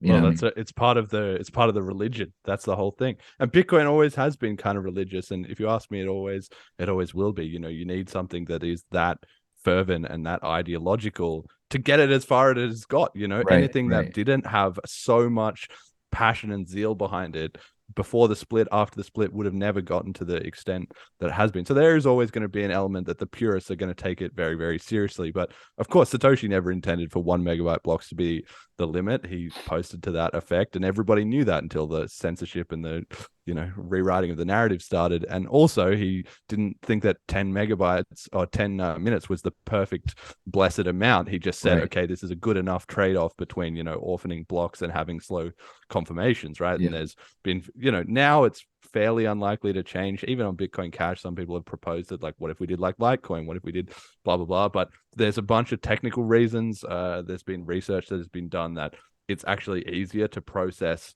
like infrequent large blocks than it is to process, lots of smaller blocks for technical reasons and so on. So there are reasons to keep it the way it is. And as long as you have secure zero conf, then, confirmations are less of an issue, because the only time it matters is if you're trading, $10 million. And if you're doing a $10 million deal, you're going to be able to wait around for an hour or two. So use BTC, I guess, right? Well, that's maybe, it'll all have its place. It'll all have its place, I guess. So do you think, like, just to put your conspiracy theorist hat on, do you think that this whole contention was created, or was it intentional to create the block size wars and to be so staunch about it? Absolutely. That's like where, what we were saying before about what if you were, and this was what a thought exercise that I myself did, when I first found out about Bitcoin in 2013. I spent about 2 or 3 days after I read it, understood the idea. I thought, what can stop this? What will stop this? And I thought very, very hard. And the only answer I found was that there was nothing. But the only reason was because if there was some way to control it or take it over, it was open source. People could fork it and create a variant, which ironically being exactly what ended up happening. But if you ask, me, like, you can see there was the control of the narrative and the clamping down of Thamos, banning everyone. Like, I've had Marcelo on this show, a very long time OG, right? And he knew Thamos, like he wasn't his best mate, and nobody's ever met Thamos in person, very suspiciously. But he messaged him and stuff. He was a real great guy. Everything was great. And then just suddenly one day, sudden personality change, and he, enforced all this censorship, right? So there was that element to it. Then there was the Segwit 2x stuff, was maybe just a question of incompetence, but maybe there was some, efforts to stoke that up. Then you had the split, obviously, and then even in Bitcoin Cash, why did Bitcoin Cash remain contentious? Why was BTC, they were all on the same page and that was it? And since then, there's been nothing. No, Bitcoin Cash was the one that had the BSV split and then the eCash split. Why? Because there were still attempts to meddle with it. There were still attempts to take it off the rails. If you were going to attack Bitcoin, of course, you seed both the small block and the big block camp, which was why you had, Craig Wright and different people, bad actors in there in the Bitcoin Cash side. So this show was started in January of 2021 after the November 2020 split where eCash left. And the reason why I started it then is because I became convinced that finally it had happened enough times that the community was resilient. There's no stopping it. Like, now there's no stopping Bitcoin Cash, if you ask me, because it's just been through so many trials and it's just passed them all. It's proven that the community, the good actors in the community can consistently find each other. And that's what's been happening over time, right? Is the good actors slowly reconverging onto what is the real Bitcoin. And if you ask me, that's Bitcoin Cash, obviously, right? And I think that process is going to start happening at a bigger, like we're talking about with Eric Wall, for instance, Nick Carter, Bitcoin maximalism on the decline, more and more people like yourself, or like we had that chat with Esteban, with Joel, like you can see someone like him, he's not very far off from thinking, maybe Bitcoin Cash is right, or even Litecoin, right? He kind of says, okay, I like Bitcoin's, the great one, but he doesn't have like a deep-seated objection or hatred to the other things. It just hasn't sprung on him on the right, mood that this is what he's going to get into. All it takes is that's people right. use them. And that's why, like, anytime you put these things side by side, no free market actor is going to pay 100 times as much, 300 times as much to move some money around. It's not, that part's not rocket science, right? Well, okay. Well, I got a question for you, because you said if you're interested in going 2.5 minutes, that's a possibility. Would you guys change the mining algorithm? That's my big concern with BCash, to be honest with you. Yes. Well, this is a fascinating one, actually, because like I said, at 2.5 minutes, I don't think it's likely to happen. But the key point basically is that the Bitcoin Cash community, they were the ones without the censorship, are still scientific, and they're still adaptable. You know, they're not going to fuck with like the 21 million limit in a hurry or anything, but Right. the seed is there. It's not just, I mean, the BTC community have this weird narrative of like, we never change anything. Of course they do change things. They change Taproot, they change SegWit. CTV has been proposed, you know, they do mempools, the full RBF, that's now a change, right? They do change stuff, but somehow some things are the blessed changes which are allowed and some aren't. But anyway, Bitcoin Cash community will consider alternatives. Are we going to change the mining algorithm? Probably not. Obviously it could be considered or discussed, but I wouldn't really support it, at least not at this stage. And the reason is, like I would be interested to hear what your problem is with being the minority hash rate. It's not ideal, and I definitely agree it would be better if we had the majority of the hash rate. But I don't mind being a minority chain. And the reason is that Bitcoin Cash has firstly implemented a bunch of stuff to survive being a minority chain. We changed the difficulty adjustment algorithm, so it's per block instead of per 2016 block. So it's actually quite a bit more resilient. They did a ton of research into all that to build that up, and obviously, we've got zero confirmation escrows and other things that are being built up to handle any kind of mining attacks.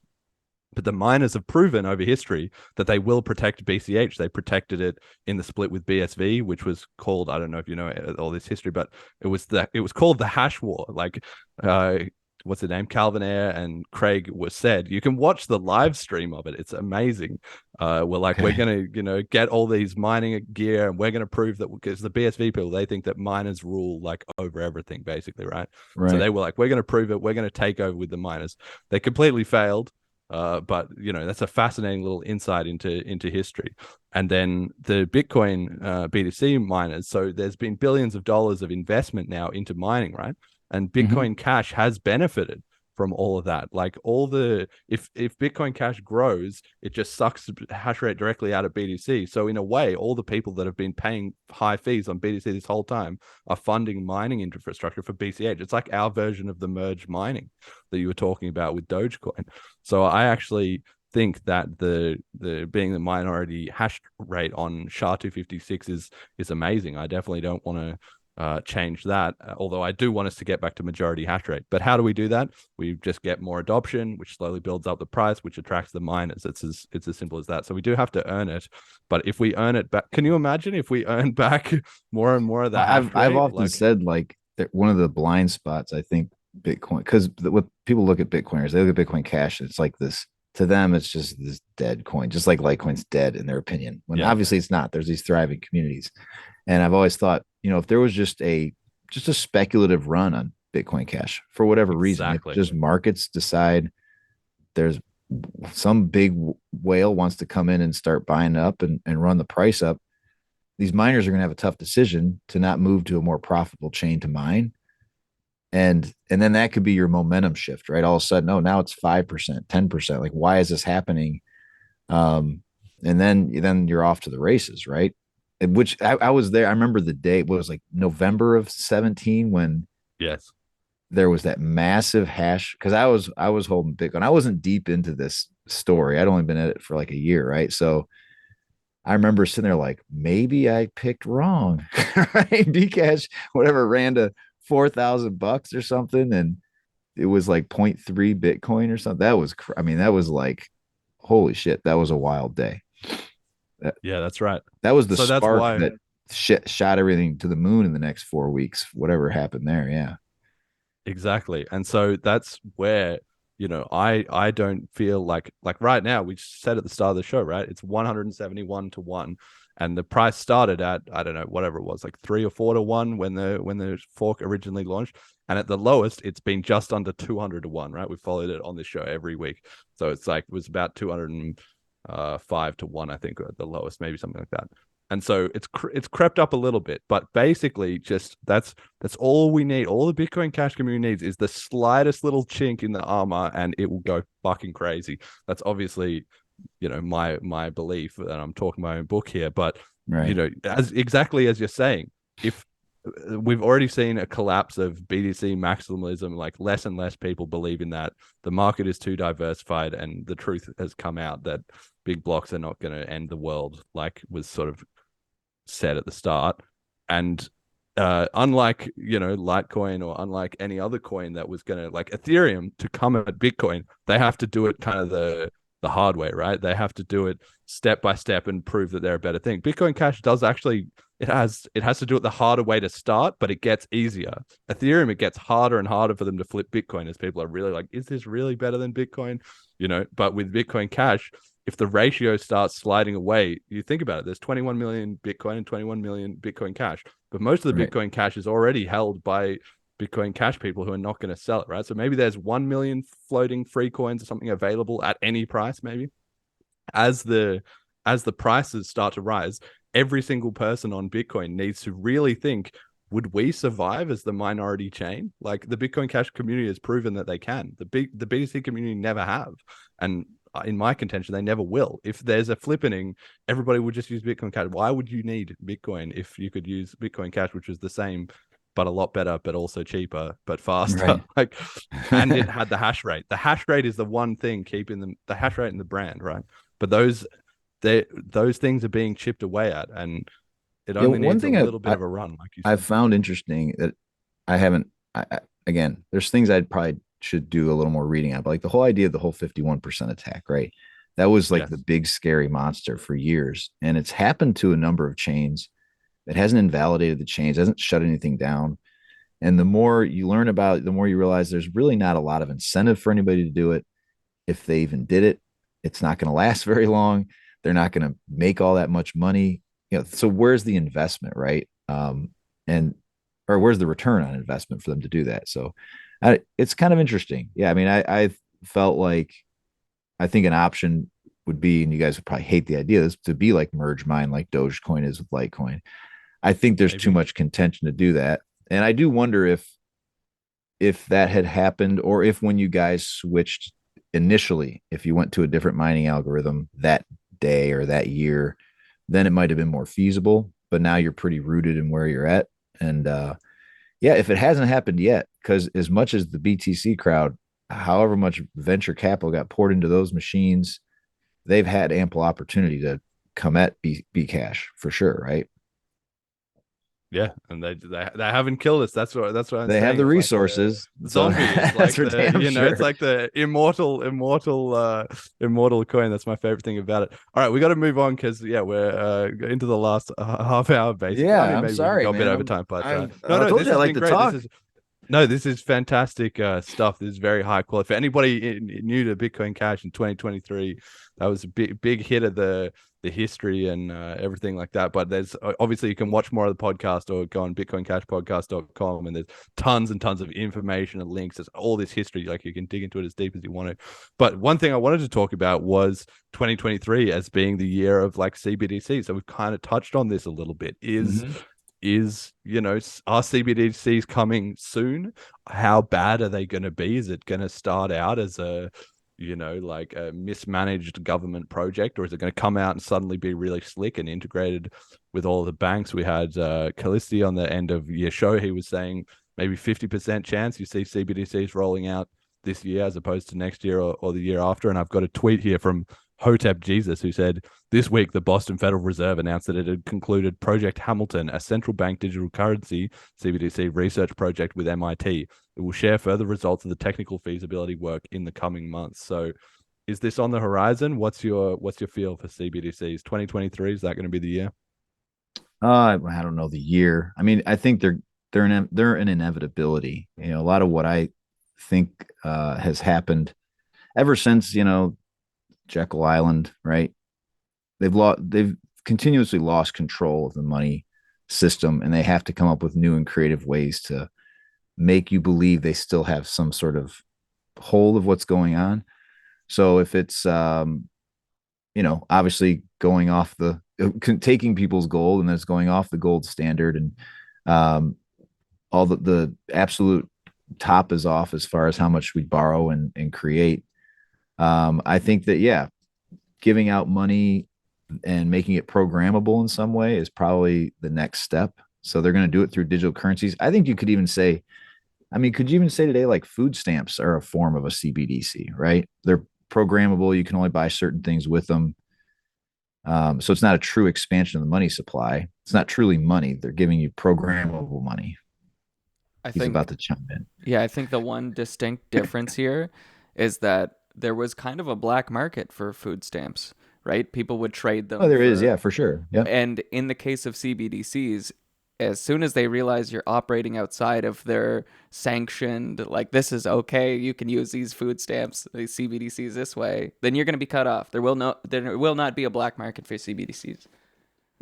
Well, that's where UBI comes into it, right? You know, and I'm still don't have the best thoughts on all that, but that's another reason. If the CBDC is directly like dishing out everyone's payments, then you have some kind of an economic, incentive onto people to firstly to join up, and then secondly also to play by the rules. Because if they're being a bit squirrely, they're getting a bit too into cryptocurrencies or something, then maybe boom, you just get cut off. So that's why it's important that we have a kind of a parallel economy going, in that, I think that regard. There's also something different about that I've heard about with CBDCs and how they're very detrimental to local banks, right? Because then you'd borrow directly. You could just there'd be no need for these local banks to exist. Man, I had somebody who was in the banking that told me this, and I'm forgetting what he was saying. But essentially that, why would you need to borrow through this bank if you could just borrow directly from the Fed? Right. Yeah, well, that's right. And that's part of the beauty of it.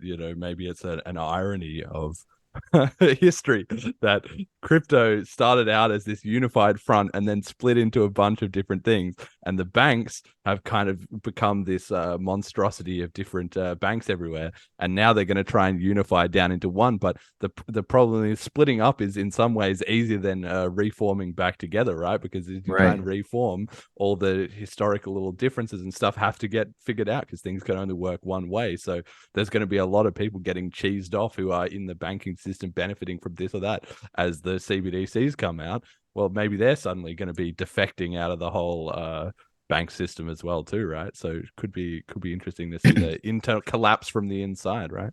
Yeah, kind of an overall theme of all this stuff is like creating central choke points, that whether it's your consumption of social media or just the media in general, the fewer people that control them, the easier it is. The fewer funnels you have to go through, the easier it is for people to control you, whether it's corporations or governments. And that's a little bit what ties into what I talked about earlier with the Lightning Network, right? Like you have these little fewer places they have to actually monitor. Yes. Like you have your checkpoint Charlie, you got to go through, hubs. right? Yeah. And I think that's the same thing they're going to have. Like, they have one database with everybody's spending and money. I mean, that's going to be unbelievable. That's pretty. It's already happened in China. They've already got it going on there. You can already just get locked out of society by, we just switch off your little digital passport. That's it. Good luck fleeing the country when you can't use public transport, or you can't get anything like that. Good luck paying food, buying necessities. Like, you're just screwed. This is this dystopian future that the crypto community is sort of up in arms about. And the interesting thing is, I'm very wary, or very aware, I guess is probably the word, of you don't want to sound too alarmist when you talk to people about this kind of stuff. Mm-hmm. But on the other hand, I don't really have pushback that I've seen from talking to people about this kind of thing, where they say, oh, that's never going to happen, or that's crazy. No, people understand that this is a real potential problem. They can see, oh, of course the government would love to have a central currency. Of course the government would love to track everything. Of course that's probably not the best idea, in terms of even people who are very compliant or interested in, government's, stable rule of law, like somewhere like Australia, right? Even there, people still are like, yeah, but I don't know if we want to do it that way. Certainly not a majority of people. So, but I guarantee the day comes and they say, hey, go. If you turn in $100 cash, you get 120 in central bank digital currencies. Yes. Everyone will run down to the bank. Just like with 95% of people will do it. Yeah. That's right. Well, we got to be pretty, I mean, it will be one of those things, right? You don't know what you've got till it's gone, right? A lot of people will do that, and then that will be great until 6 months later or a year later or whatever, it's like, oh, we're going to start just deleting people's money, or we've tweaked the algorithm, and now it's going to vanish out of your bank account unless you spend it within 3 weeks or something. People will be like, holy crap. And that's why, sometimes you have to learn, experience teaches harshly, but it teaches best, right? So the key is we just need to keep kind of the flame alive of crypto growing and being a competitor, so that when people want to opt out, whatever it takes to get them that incentive that they do, right? Yeah. And control of the money supply and the currency is the biggest form of coercion the government uses, like in this massive scale, because it's so everywhere. You almost you can't not see it, right? You stop seeing it because it's everywhere, right? And so I think that's one of the things that's happened with Bitcoin and cryptocurrencies in general, but just that idea that there's a competitor out there, I think it gives you some hope, because without it, like really all these tools you're talking about, we'd be all talking about, I guess, holding silver coins and hoarding your cash, right? Because cash will have more value than CBDCs. But that's never going to fly. That's the interesting thing to me, is all these silver and gold people, especially, I mean, we talked about it on the show a bunch, but like Peter Schiff is the classic example. He's slowly coming around, but just the idea that he has spent like decades of his life, literally, like almost, his entire life. I don't know how old is he now. He must be in his like 60s, right? Yeah, he looks like, and he's, he has spent all this time, years, decades, banging on the drum of, guys, we need an alternative economy. Guys, we should all use gold. Guys, we need to get out of the US dollar.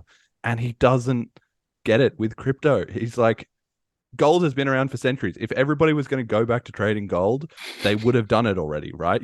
Gold already lost. Fiat is better. Okay, gold is harder money and yada, yada, yada. But there's a convenience factor. There's the ability to make it electronic. There's obviously the government incentive to push it. Enough things have got fiat over the line. Gold is not coming back. There is no gold. Well, maybe there is, but crypto meetups are already much bigger than gold meetups. Right. Well, I was saying without crypto, gold would be. We might be a little more excited, but not. But you wouldn't be able to win with that. Yeah, exactly. You've already got a better alternative, and it's working. It's demonstrating that it's working. So I don't know why all these gold bugs are sitting around thinking, no, everyone's going to get onto gold. It's like, look around, mate. The parallel economy that they want, crypto already has, and yet they just can't see the forest for the trees there. I don't know why. It's because you can make jewelry out of gold. No, my dad's actually has a rare coin company, so I've been surrounded by it. I never worked there or anything, but that's one of those arguments that cracks me up. Like, well, you can do things with it. Well, okay, there's an industrial value of gold, and then there's a speculative value of gold. The industrial value is like nothing compared to how much if people tomorrow decided it has no speculative value and started dumping gold, it would plummet, right? There's a ton of it available for its actual use in industry. Bitcoin Jason in the chat says, I can't buy a loaf of bread with gold, but he just brought a loaf of bread in BCH. And BCH XMR brought a burrito in BCH yesterday. I had burritos yesterday too, actually. Didn't pay in BCH, so I wish I did, but there we go. Yeah, I think a lot of the reason why the hard money gold silver people don't deal with cryptocurrencies is a skepticism or a paranoia towards all technology, or at least all digital technology. And so my sample size here is incredibly small, but the people that I know that are interested in gold are like, oh, I don't trust computers. And they don't even differentiate between types of computers. They're just like, these kiosks should stop speaking. You plug it language. in, it's the devil. Exactly. Yeah. So I think there's a little bit of that, and it's just a cultural thing. But I also think that those are mostly an older generation that won't be around to see the real fruition of cryptocurrency. So it won't have that much of a negative impact. Well, you can't be a guy who shills gold and talk about Bitcoin, because it'll prove out how much better it is. You know what I mean? Like that. I really think that's the reason.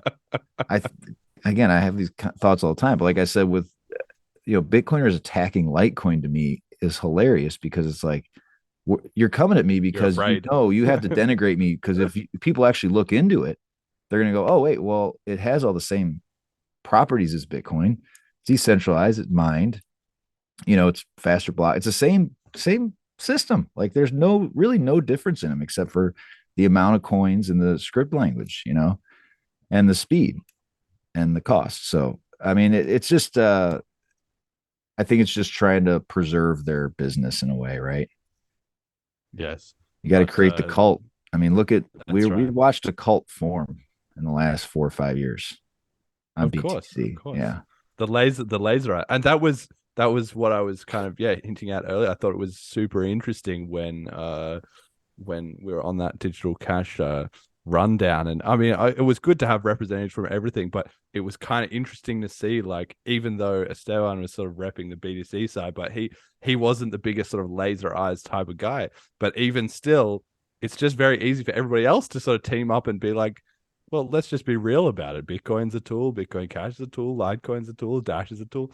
They're all just tools. Like, why would you be trying to exclude other things or something? And in the face of a diverse set of opinions like that, it's very hard to kind of be all laser-eyed about it. It's not an anti-fragile strategy, right? An in-group can only get to a certain size before the rest of reality kind of impinges at the edge, and then it slowly collapses. And that's what we've seen. People have all taken off their laser eyes on Twitter, like slowly. There was some guy posted this amazing post where he said he had a list of, like, he'd followed all these top accounts and he made a huge list of them as to who had laser eyes, and then he posted it up and he had, like, 80% of them checked off as like they've capitulated. It was so funny to see, right? It will become, like, in 2023 or in 2024, it will become, the joke will swing back around and be, oh, remember when there was these crazy laser eye people? And of course, all the people who were laser eyes will be quietly like, no, that wasn't me. Like, these narratives come and go. They sort of fall by the wayside. So on this topic, actually, I wanted to talk about the Messari 2023 crypto thesis. So I haven't read all of this, and I don't know if you know what this is about, but there's this guy, Ryan Selkis, who's a longtime Bitcoin OG, and he has this sort of trading fund kind of thing called Messari Capital. They do research into crypto. I've heard of him, yeah. I'm personally actually not that big of a fan of him, but that's a different story. So he puts out this 150 or 200 page report at the end of every. I think he's done 5 or 6 of them now, and this is serious stuff, like 200 pages, from deep in the industry too. This is not just like some idiot spouting off. This is somebody who knows what's going on. So it's always worth checking out what he had to say. And last year, I reported on this on I think the Christmas show. But he basically put in one mention of Bitcoin Cash in the whole 200 pages, right? And then this year, there's no mention of Bitcoin Cash, and there's only one mention of Litecoin. So I'm going to read it out here. It's under section 5.5, memes and ripples. Out of the top 25 crypto assets by market cap, the top three performers in Q4 have been Dogecoin, Litecoin, and Ripple's XRP. If you had told me when I started writing around 200 hours ago, I would have done a tweet thread instead and called it a day. So he's got kind of a bit of just dismissing Litecoin out of hand. He's a little salty about it, huh? But that's right. It's crazy what is going on, that this is, this industry heavyweight or whatever. He is on a completely different planet to you and I. Let's be real. He doesn't know about peer-to-peer commerce or anything. He's written 200 pages about Bitcoin, of course, gets a lot of mentions, and tons of it about DeFi and blah blah blah, like all these different Ethereum and Cardano and all these like speculative products and stuff like that. But he's not reporting at all on peer-to-peer cash. The whole point of Bitcoin as it started, it's just gone off in this completely different direction. So my theory is one that Joel has brought up a bunch of times too, is that we're going to see a bit of a reversion to the mean, because the average punter doesn't really care about all this nonsense. At a certain point, they just see people trading and they get the okay, for goods and services, that's going to come back into vogue. But that's my speculation. What do you think of this? Is there a divergence happening in the industry between the speculation and sort of nonsense and the actual peer-to-peer? Well, right now in a bear market, yeah, right. I mean, I think you have more of a floor for the coins that get used regularly, right? Because they've been being bought and sold consistently over the course of the last few years, which has kept them from rising as high as the other ones. And I think we'll keep them from sinking as low as the other ones. So most of these like ones that blow up, there's some sort of instrument in place that prevents you from selling or incentivizes you not to sell. So it's yield, or there's like some sort of airdrop they're going to do, right? Or it's just a real big pain in the ass to actually turn it into anything besides it's locked into some sort of ecosystem. If I'm going to go buy an NFT, or if I'm going to do this or that, I have to hold this asset. And it's not easy for me to go and just use it or get rid of it or sell it, right? So it just messes with the kind of liquidity of that market.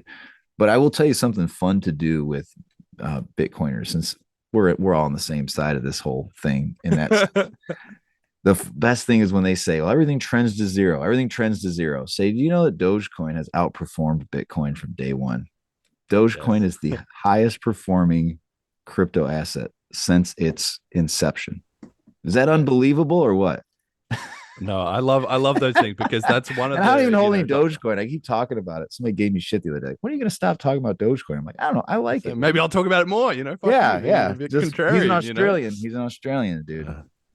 No, most Australians like Dogecoin. Oh well, I don't know. I can't speak for all Australians, but anyway. That's the funniest thing about the whole Bitcoin community, and it's all crumbling apart. Right, the whole narrative is that's what somebody posts about Bitcoin Cash, and then they post that price chart of the BTC to BCH like ratio like going down, and they're like, haha, you're wrecked, and you're like, if that is your only argument, you are finished, because the price is temporary. If you can't argue on the fundamentals, the technology, the adoption, the history, the adherence to the white paper, or to the how exciting it is, the future prospects, the community growth, if all of that you can't, like, your last resort is just the price has gone down. As soon as somebody goes to price, that they're out of arguments, basically. And that's, I think, what you're finding. That's why if you can flip that back on them, it's like you're already blown out of the water. See you later.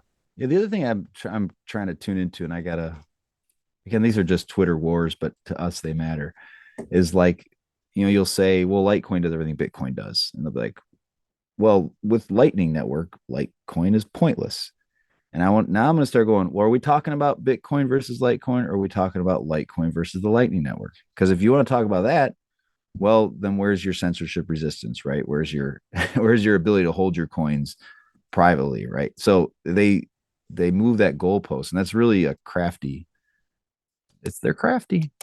But well practiced. At that point too, couldn't you do Lightning versus Lightning if you've got Lightning Network on Litecoin? Oh yeah, but there's comparing? No. See, then there's no coins in the Lightning Network yet. Like, of course, because it costs less. I literally sent, like I said, I sold some for a tax loss, and 80 Litecoin cost me like less than a tenth of a penny to send it, right? For like $5,000. It's crazy.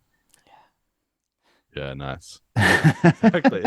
It's just, well, that's right. And these things, they just it's like grains of sand, or like waves on the mountain. They're just slowly eroding away all these little arguments. When you argue with these laser-eyed people, which I get dragged into every once in a while, I try not to be too much, but it just it happens over time that what I'm usually not arguing with that person, I'm arguing because I know there's going to be 50 or 100 people that read that thread, and they can see their way through the bullshit. If you can just point out, here you're wrong, here you're wrong, here you're wrong, slowly the truth emerges. Takes a long time, but reality does win in the end. So that's an element of people actually trying these coins really, gives them some perspective, I guess. But you asked about, like, is this shift of a narrative, or like, is there a flip? I do think the whole foundation, I mentioned this the other day, is that if your whole foundation is built upon price appreciation and that falls apart, that's when Bitcoin will have problems. Like we've seen this year is the first time they've had 2 negative years in a row or something, maybe. Is that right? So it's been the first time they've been below the previous peak, because that was the narrative. Oh, we've always got like a rising floor, peak to peak, but of course that's now fallen apart. Yeah, so if those start to fall apart and people lose faith that that's going to happen, I think that would be a potential turning point on the BTC thing, where people will start to step back and go, okay, these people have been telling me a whole pile of bullshit for the last 3 or 4 years. Let me maybe open my mind to some of these other people that have been trying to have that argument. And, the reality is, we talk about the ratio all the time. Litecoin, we want to be a quarter of a Bitcoin at some point in time. So I do think that might be more likely to happen with not necessarily Litecoin soaring to $4,000 right now, but with Bitcoin coming backwards as Litecoin continues to build this foundation and be used like like you've been saying. Yeah, no, super, super important. All right, we got to come into the home stretch, last bit of the podcast. I want to hear some of these Meme chat. Do we have any chat questions? Oh, do we have any chat questions? Okay. Yeah. All right. If anybody has, we've got itstream0912 said, thoughts on yogurt. What do you think about yogurt? Yogurt? Oh, my kids like it. I don't know. I don't eat it. Okay. All right. Anybody, if you have a question, now is your chance to get in there with. So I'm just having a bit of a look. There's a bit of discussion about Hanlon's razor, which is the don't attribute to malice what can be attributed to incompetence. I don't know. Let's see here. Is anybody going to get in there with a question? No questions from the chat at this moment, but we'll see. So are you in New Zealand? You said, or Australia? I'm in Australia. I'm Australia right now. Yeah. Where's Jet? I'm in Canada. I'm on the East Coast. Geez, you guys are all under the reign of the. Oh, how do you like your new king?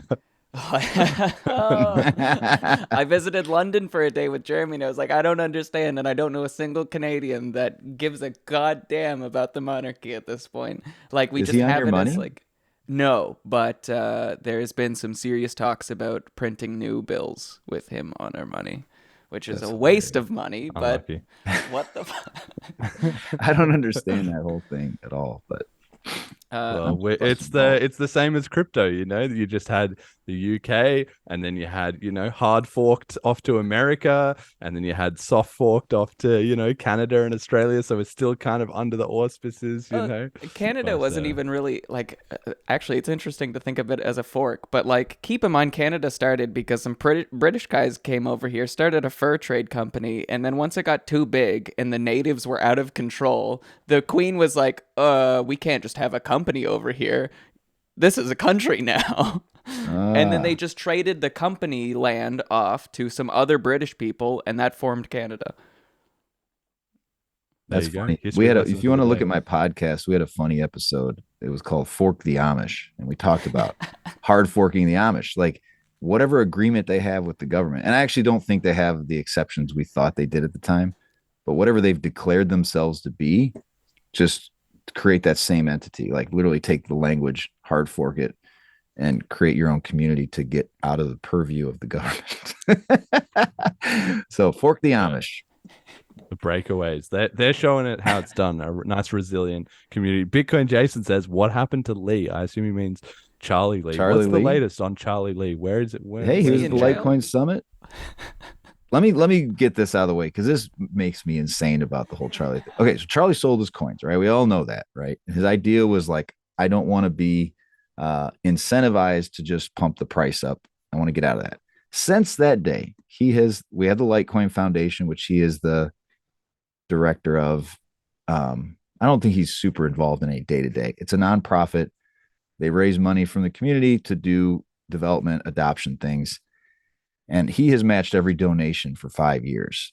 And he's helped develop this MimbleWimble protocol for the last 2 or 3 with David Burkett, kind of overseeing it. And so, I mean, to me, the guy has done nothing but try to promote adoption of cryptocurrency since he's gotten into it. And he just gets shit on constantly. It's like, it really, like Bitcoiners, the fact he put up that bounty and helped SegWit happen and did a transaction on Lightning Network and has been so pro Bitcoin from day one, he should be like on their Mount Rushmore. And they act like he's some sort of con artist. Like he was the original scammer. He was the first one. He mined all his own coins. He mined competitively, unlike another creator that which shall not be renamed. And he still works on his own coin, unlike another creator who abandoned his coin a couple years after it launched. So I just think it's such a crazy thing to take him. He's so mild-mannered, modest, and he was buying Bitcoin at $2. He was in on the pre-mine or the pre-sale for Ethereum. The guy was not hard up for money in any way, shape, or form. He just wanted to say, look, I don't want a vested interest in it anymore. And I'm glad he did. Charlie had 500,000 coins or something. I mean, I think he only said he had like 80,000 or something. So it was still a lot of money. But yeah, it's like damned if you do, damned if you don't. if he has What the I want to founder know stash, about, everyone goes, well, when's he going to sell it? Now he doesn't. And if apparently he doesn't, he's not invested. Yeah, Yeah, exactly. It has He's no got too impact many on the other chain shitcoins. whatsoever. Yeah, well, what I want to know is what about his bet? He made this classic bet with Roger Ver where they sat down, and there's a video of it. Do you know what I'm talking about? Where I remember them Roger arguing. said to him, Roger was like, "Oh, it'd be very good Lightning for you, won't Network, it, Charlie?" like he was like, Lightning Network is not gonna like pop off. So they made some agreement, which was like in 4 years, would Lightning Network have more than 1,000 physical retailers, accepting it or something? And the bet, I think the bet was if whoever lost had to wear a shirt chosen by the other one. So obviously Roger would choose BCH was right or something, and Charlie would choose like Litecoin's the best or like whatever, whatever it was. That was the bet. And there's a video of that. And then there's a video several years later of Roger made a video when the bet expired, and he pulled up the list or whatever that they'd agreed on, and was like, they had a look and it was nowhere near 1,000 networks. And he's like, so I've won, right? And then as far as I know, Charlie never put up his half. He never acknowledged that he lost. He never followed through. So that's my only beef with him as to what was going on there. A bit of a cowardly move. Well, this is it. This is the consolation prize. Me showing up on this. There you go. All right. Some guy from the Litecoin community is going to show up. No, this is a win. We're making inroads. Yeah. All right, we got meme of the week. Hold on. Oh, wait, hold on. All right, you got to get involved. Okay. Okay. Right. Yeah. So now, disclaimer: I don't have feelings one way or another for wash trading. People are free to do whatever the hell they want with their own money. But I remember, it was like 8 months ago, I think, that. Now this was unnamed, so I'm completely speculating that it was Charlie, but there was a SEC report that was put out that was directed at Coinbase, and the whole thing was about the early days of Coinbase had employees that were wash trading cryptocurrencies. And the reason that I thought it was Charlie was because it mentioned a cryptocurrency creator got their coin listed on Coinbase and then was 90% of the market liquidity for the first 8 months or some ridiculous timeline or something like that. And so I wonder, and this might actually be something where the Litecoin community appreciates Charlie for, because my question is, do you think, and this is assuming that all this is true, that if Charlie hadn't been wash trading, that Litecoin would be where it's at today? Oh, geez. Okay. First of all, I don't know that article ever said anything about a cryptocurrency creator. I know it was something in the SEC documents said employees were wash trading. Okay. Yeah. But it didn't because he would have been the only crypto creator. Yeah. I don't know the dates. Do you know the dates too? Because Litecoin wasn't even on Coinbase until spring of 2017. And also he didn't work there for very long after Litecoin got listed. So I think he quit maybe even, I don't want to say before, but maybe shortly after Coinbase accepted Litecoin. Because it was literally March of 2017. You can look at the chart. It went from $4 to $40 in a couple days. I thought he worked there for a couple of years after. Now, this is really fuzzy to me. I definitely have to look this up and reference some things to have a serious, thought out conversation. But it's something that came to my mind, and I wanted to pester you about it. Yeah, no, I guess. The answer to that question is I have no idea, right? You're asking me to, Charlie Lee defense squad over here, Yeah, I can't speculate on that. I think that it's one exchange. Was Coinbase all the volume back then? I don't know. I don't know if that gave it validity, if it pumped up the volume numbers you'd have to see how much of the worldwide volume was that wash trading supposedly accounting for. And at the end of the day, doesn't matter, right? These are outside actors, and it's a blockchain that has been running, by the way, flawlessly for over 11 years, 100% uptime, which is longer than these other two that start with a B. And I mean that's it's funny because I don't know how long you want to go into this. I wanted to just really sidebar to talk about, you were talking about the openness about the New York agreement, how everything should be this open thing.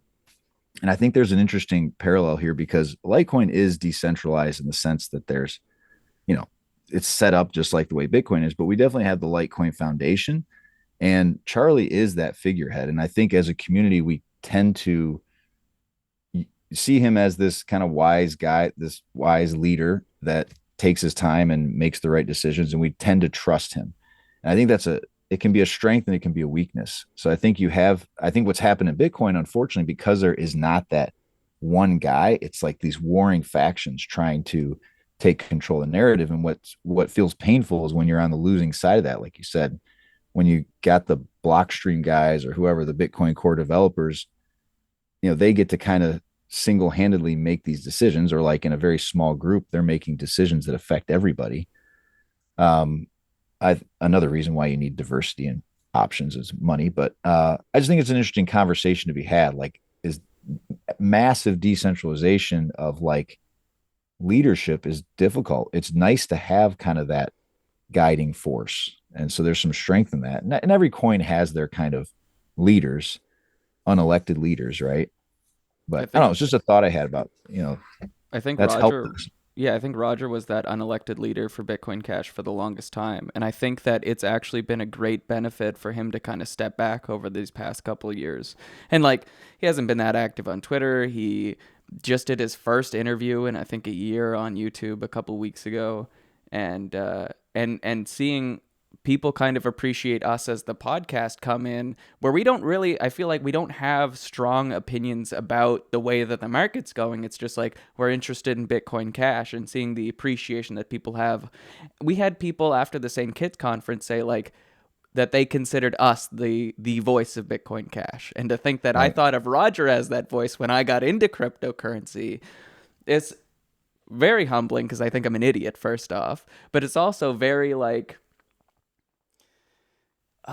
I'm grateful to be in that position, and I want to make sure that I don't abuse it. And I always worry, and I'm so glad that I'm not the host of this show too. First off, Jeremy, I think you have a way harder job than I do. But I always worry, if I were in the position of Charlie or Roger or Samson or even someone like Tone Vase, like, how quickly would I make a fool of myself and be someone that I would make fun of on this show?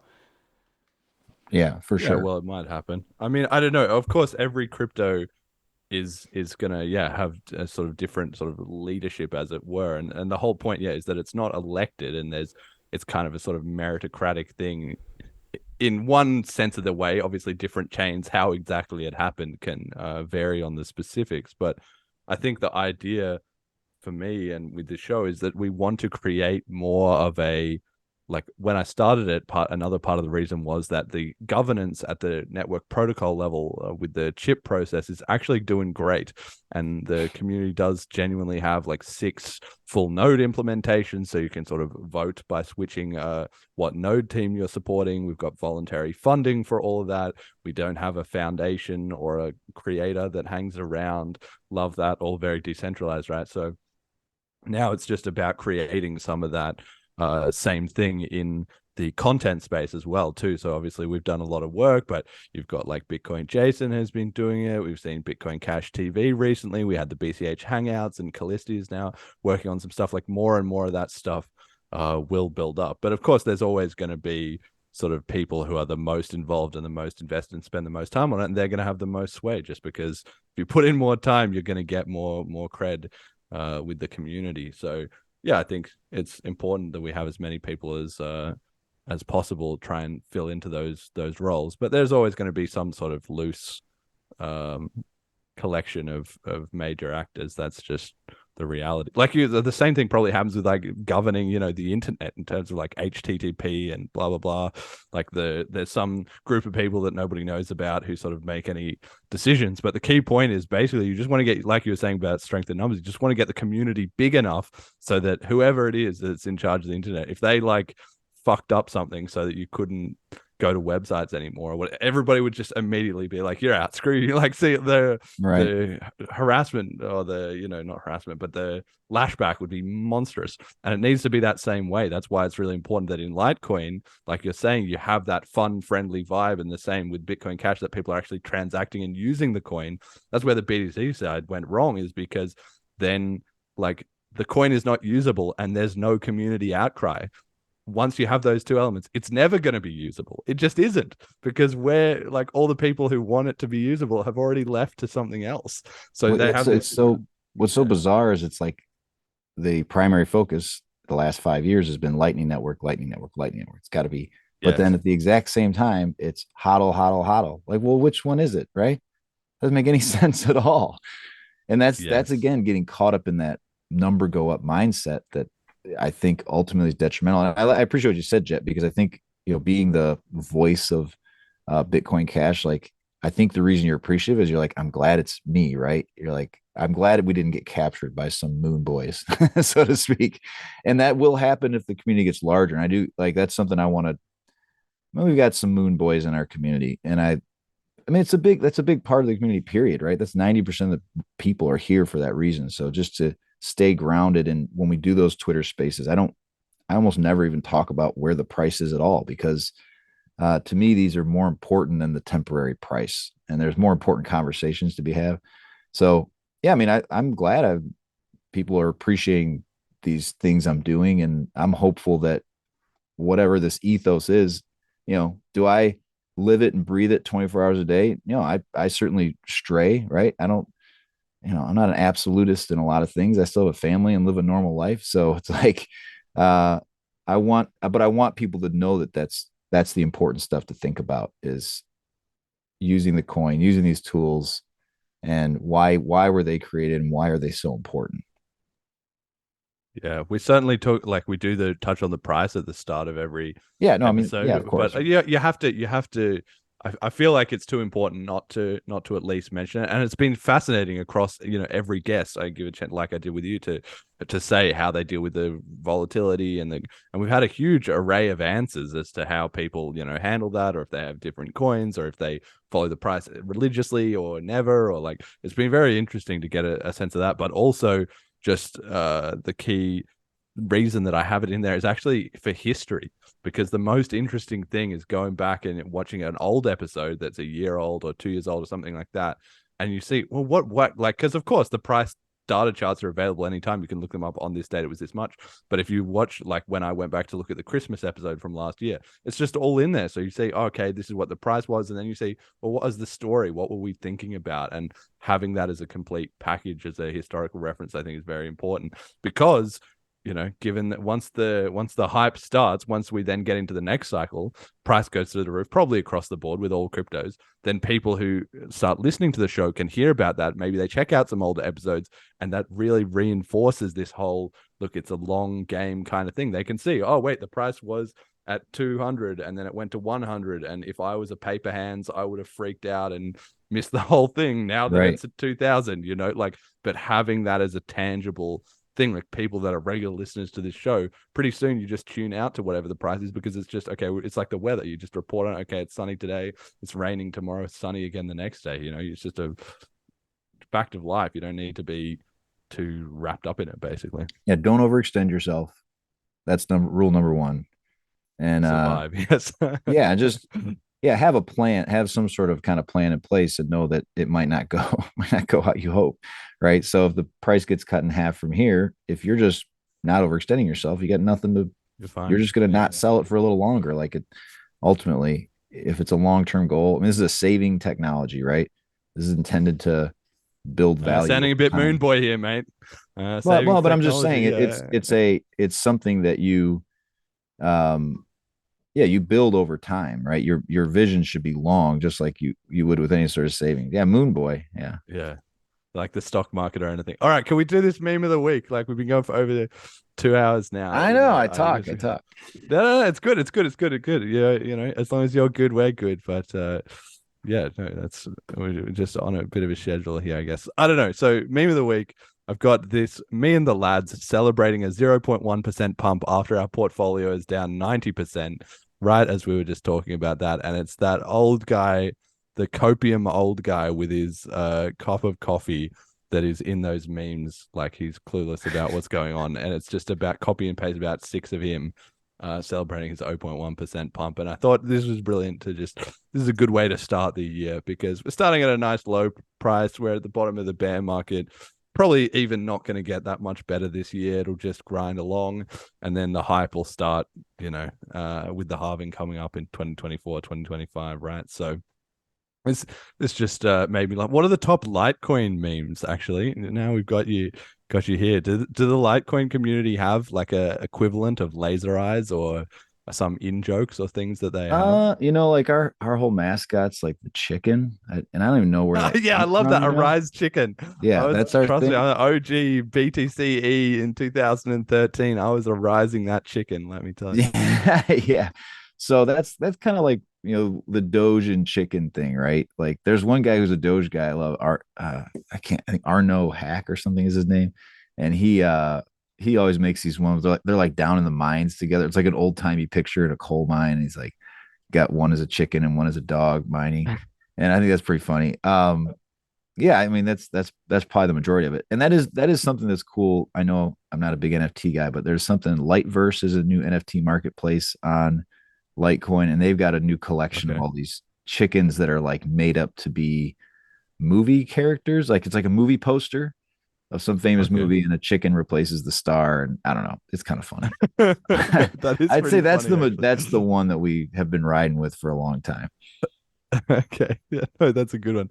The chicken, yeah. BCH doesn't have an animal mascot. We're kind of getting onto the hot dog as maybe being a mascot, which is again a bit of a troll joke, just because you can have BCH, big Costco hot dog, and somebody named the Telegram price channel that, and it's just pretty funny because hot dogs are pretty comedic kind of food, as things go, and it's very approachable too. Like that's what we're saying about, you need to be serious but also have a fun side. So that's a good, I can't wait until somebody at some point is going to do it, like show up to a conference wearing one of those hot dog, like inflatable hot dog thing. That would be a classic if somebody maybe I'll have to do that. I don't know, no promises, but maybe it's just interesting how important the culture is, right? Yes. And how they kind of form, and like-minded people are attracted, they gravitate towards each other in a way. Yeah, and it's just organic. You can't force it. If you force it, it's never as good. So there's no way to pay for culture. That's the other thing as well too. You can't, just being the richest crypto or the one that's price is pumping the most, like FTX. Okay, they made a few $1 billion, but was anybody that keen on FTT token? No, like nobody was making quality fucking chicken memes there. So that's why they've gone bust. They had no that's right, people who could ride out couldn't ride out the bear market.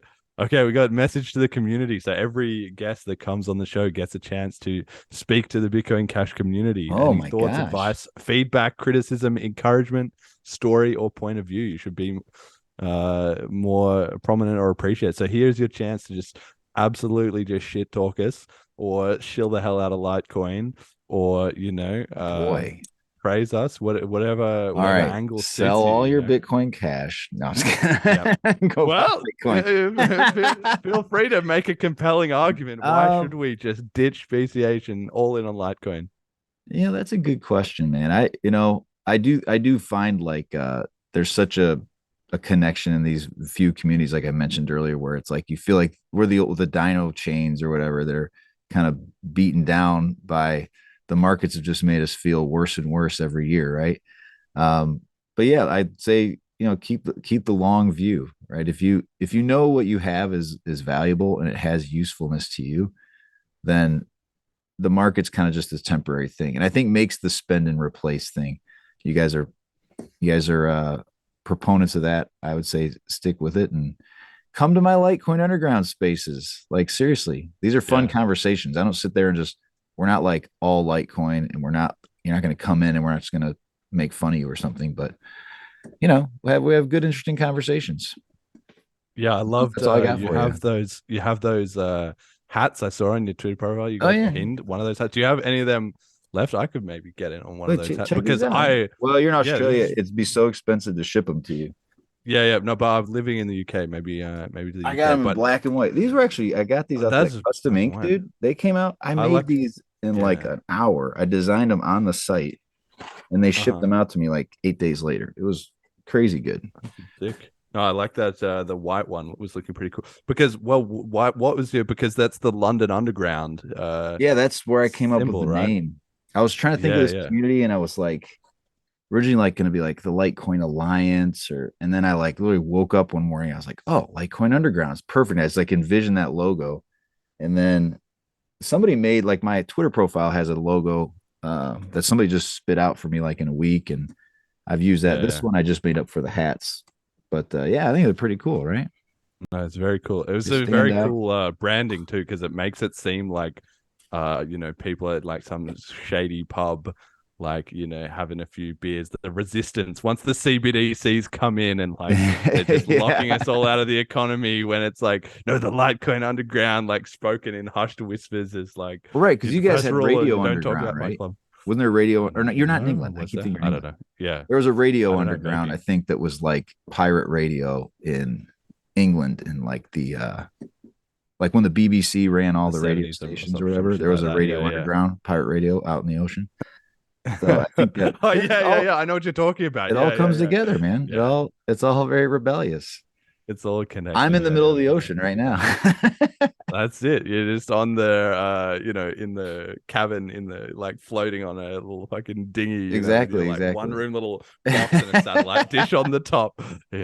Streaming live to the world from Liberland, like some seasteading going on in the international waters. Yeah, exactly. The pirate communities. That's it. Yeah. Absolutely love those vibes. All right, cool. Well, that will pretty much do it for the show then. That pretty much does it. Thank you very much to our patrons, Ricky and HP, legends as ever. You can check out bitcoincashpodcast.com for all the show info and details and whatever. Thank you to all of our donators, podcast streamers, and all that. And shout outs for the show. So, yeah, I mean, you already shilled your show a little bit, but is there anything else you want to point people to in terms of Twitter or things that they should check out to follow more of what you're doing? Yeah, just follow me on Twitter. It's at LTC Underground. I'm going to start doing some streaming here soon. So I think it might Love be that. next weekend or the week after. I think I'm going to start doing just Saturday mornings.